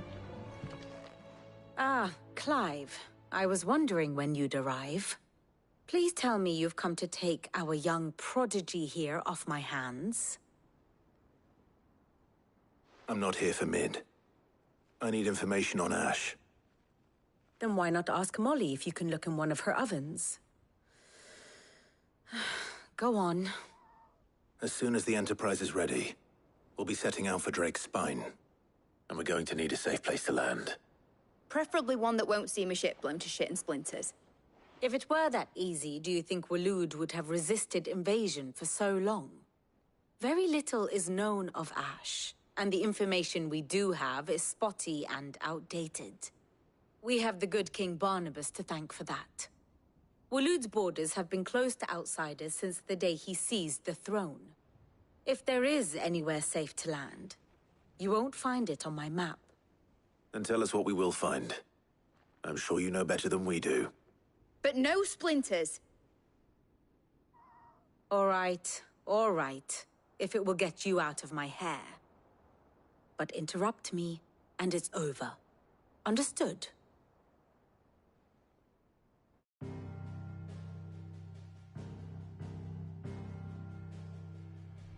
Barnabas Tharm, the one they call the Last King.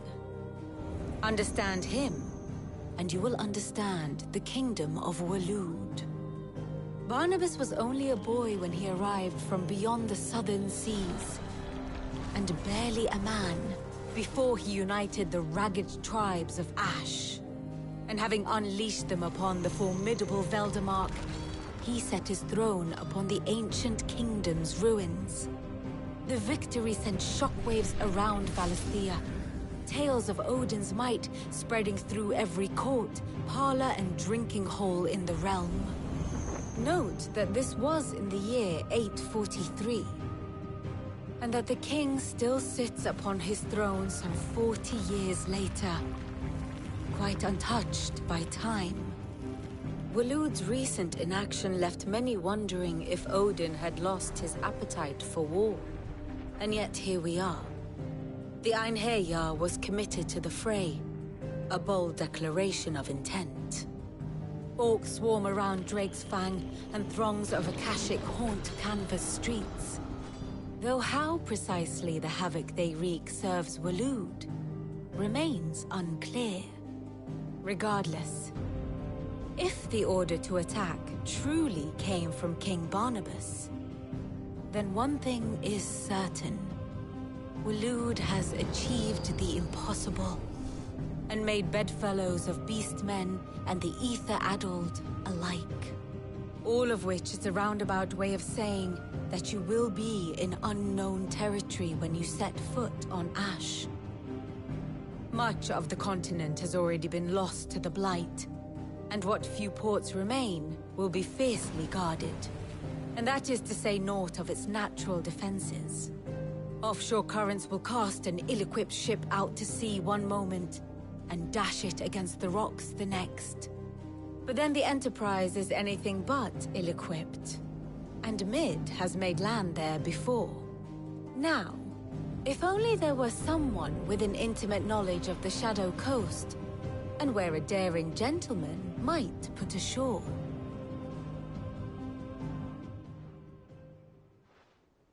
Roll along. Do you think you can get us back to that beach, Mid? That it were easy. The currents were right bastard. But then, if it wasn't hard, it wouldn't be worth doing, would it? Well said.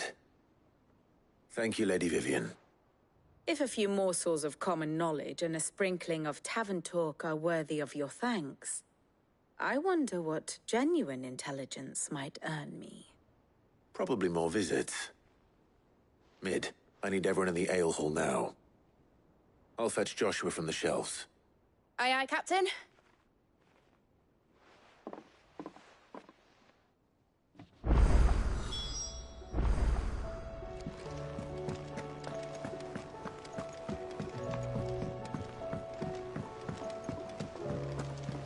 Covered in nicks and lumps, the lot of them.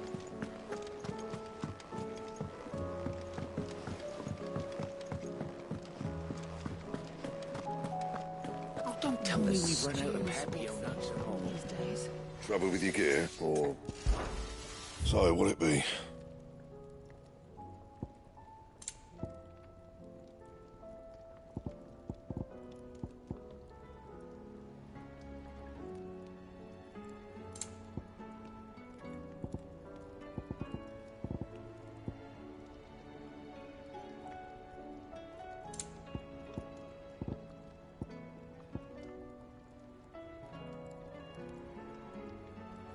That it? Fine.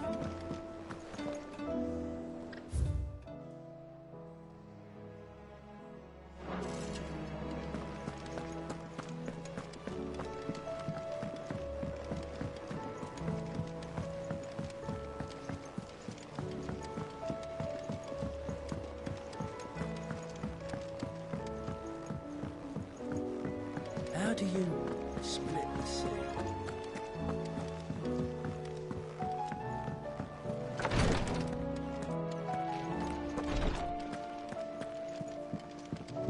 Please, Your Grace, stay strong. Ah, my Lord Marquis. Yote, is anything the matter? You seem troubled. Perhaps I might be able to help. My lord. Yes. Perhaps you might. It's your brother. His condition continues to worsen, though he does his best to hide it. The lesion on his chest pains him more with each passing day. I had feared as much. There are certain elixirs which can ease the suffering of those afflicted by the curse, but... But His Grace's case is severe. The drafts I have been able to prepare for him thus far have ceased to have any real effect. So I consulted with Talia and certain of my comrades among the Undying about the possibility of finding something stronger. And thankfully, a recipe was found. The only problem being that the critical ingredient is exceptionally hard to come by, and our supplies are almost exhausted. Unless we can secure more soon, your brother's anguish will likely become unbearable. My lord, I know that I have no right to make demands of you. But would you help? For Joshua's sake. For Joshua? Anything. Thank you, my lord. So, What is this critical ingredient? A rare herb by the name of stonerwort. It grows only where the ether is densest. The vigor it stores in its stems helps to counteract the curse. We discovered a patch near the aqueduct in Rosaria. But alas, yet more ether has erupted from the earth there recently, leaving the whole area flooded. The search continues for a new source. One that we might reach without being turned. So it's only that you can't reach it. The Stonerwort itself is unharmed by the flood. Well, yes, but... Then I shall go in your stead. But, my lord... You've yet to find another source, correct? So for now, the aqueduct is our best hope. Besides, I'm a dominant. The ether can't hurt me. Well, if you're sure, my lord. Stonerwort is easily identified by its blood-red blooms. Search around the aqueduct, and you're sure to find some soon enough. I shall remain here and prepare the other ingredients.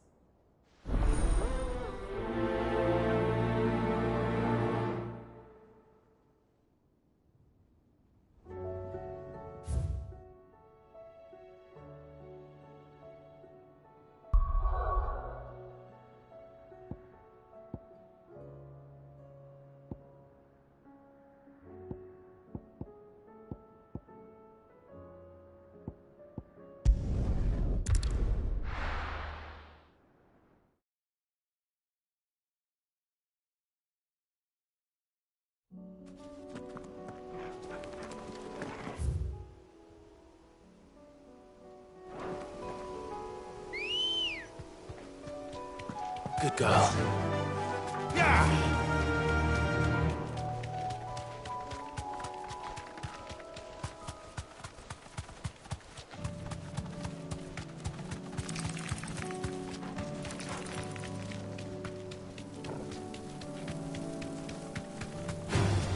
Time to fight.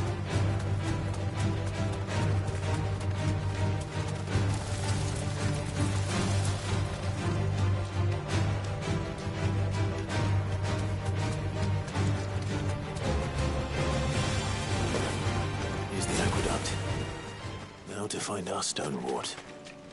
Yote mentioned blood-red petals.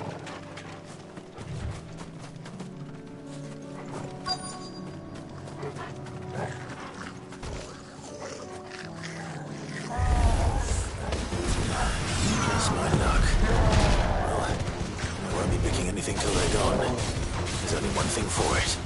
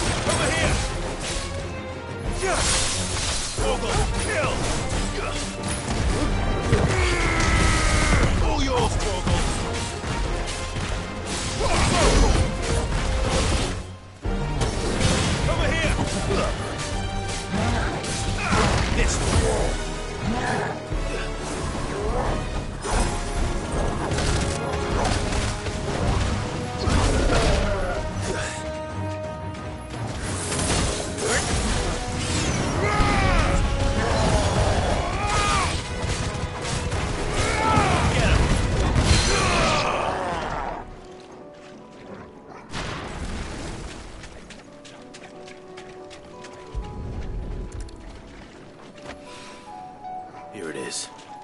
Better collect as much as I can before reinforcements arrive.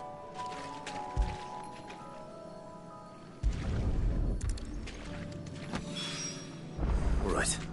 That should do it. Let's get these back to Yote.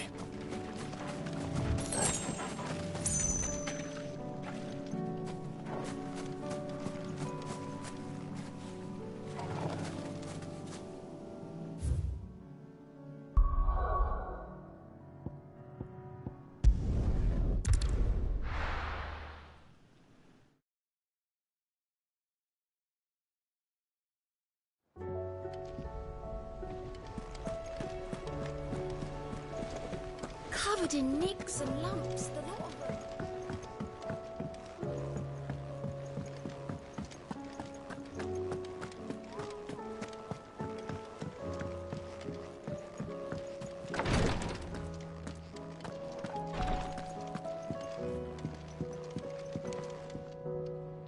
Yote, I brought back all the stone and water I could find.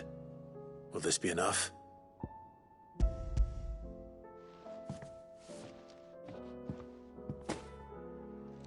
Yes, my lord.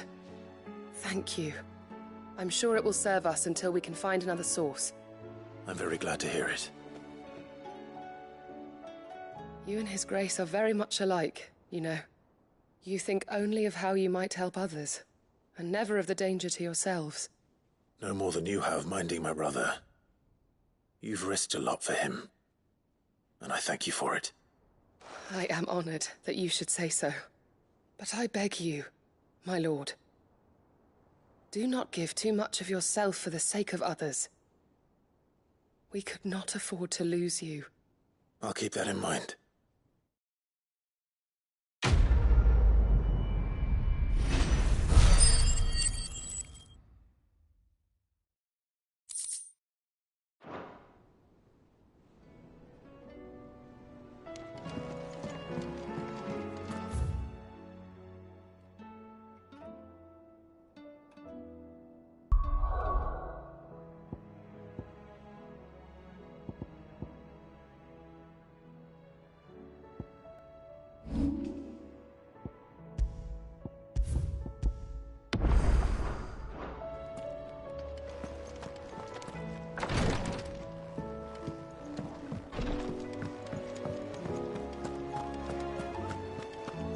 How do you split the sea?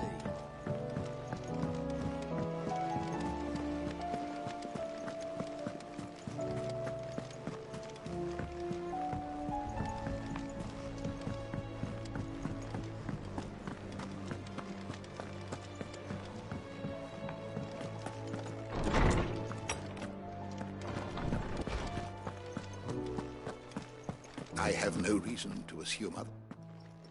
Clive, you must listen to this. Lawsman, tell him. Do you recall when we spoke before on the divinity of Ultima? Well, it inspired me to delve deeper into the subject. And what I discovered appears to agree with the findings of His Grace. You will recall that my quest to uncover Ultima's origins began with the mural at Phoenix Gate. But while I've always known it to be important, its secrets have heretofore eluded me. Now, however, I believe I know where to find the more complete example, one that will reveal all we seek. Master Clive, have you ever in your travels chanced to hear of the Circle of Malleus? I would think not, if you have. But there was once a time when the faith flourished, the oldest known religion in the Twins, and though its popularity eventually waned on Storm, hints of its dogma remain embedded in more modern faiths such as the Crystalline Orthodox. Wait, you said it waned on Storm. What of Ash? Religious monuments are often torn down or repurposed when new faiths rise to prominence. But if no new faith arose, then perhaps the ancient temples might still stand. And so, you see now why I must accompany you to Waloed. It would appear the past still has much to teach us, though in this case, it would not have been possible without the musings of Moss. To think that you carried a copy of my old mentor's chronicles all along. I am relieved to discover it in good hands.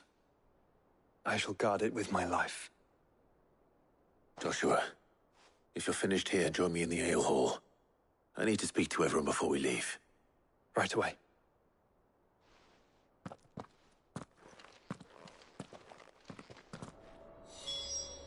If it please your grace, might I one day borrow the chronicles for a short while? Of course, Lawsman Hippocrates. You need but ask. Mid said I could ride the Enterprise next.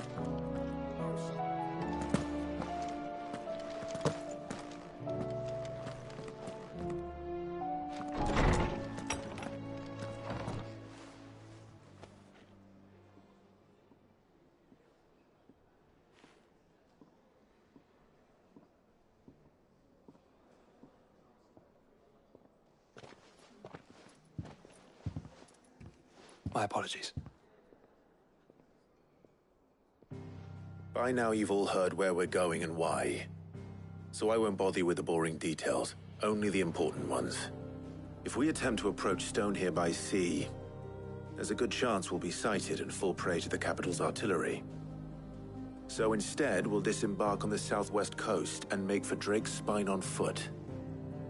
I say we, but it's highly likely the entirety of Ash is under the rule of Ultima. A large party would only attract unwanted attention, as well as slow our march and require supplies which may be difficult to obtain. Only Joshua and I will be going. And a scout. Preferably a good one. Gav, do you know of any? You bet your ass I do. Might still borrow some of Lady Vivian's maps, though. Just in case, like. Once you've dropped us off at the Shadow Coast, you need to retreat into neutral waters, fly merchant colors, and stay inconspicuous. If you sense any danger at all, you leave us behind and return to Storm. Inconspicuous is my middle name. But like hell am I leaving anyone behind. The ship ain't going nowhere till your scurvy mugs are smiling on deck. Jill, the Enterprise will appear a tempting target for royalists and pirates alike. You're to stop anyone boarding. Don't worry. I'll keep the ship and her crew safe. You'll be needing passage home, after all. But... very well. If there are no questions, I'll see you all at the docks.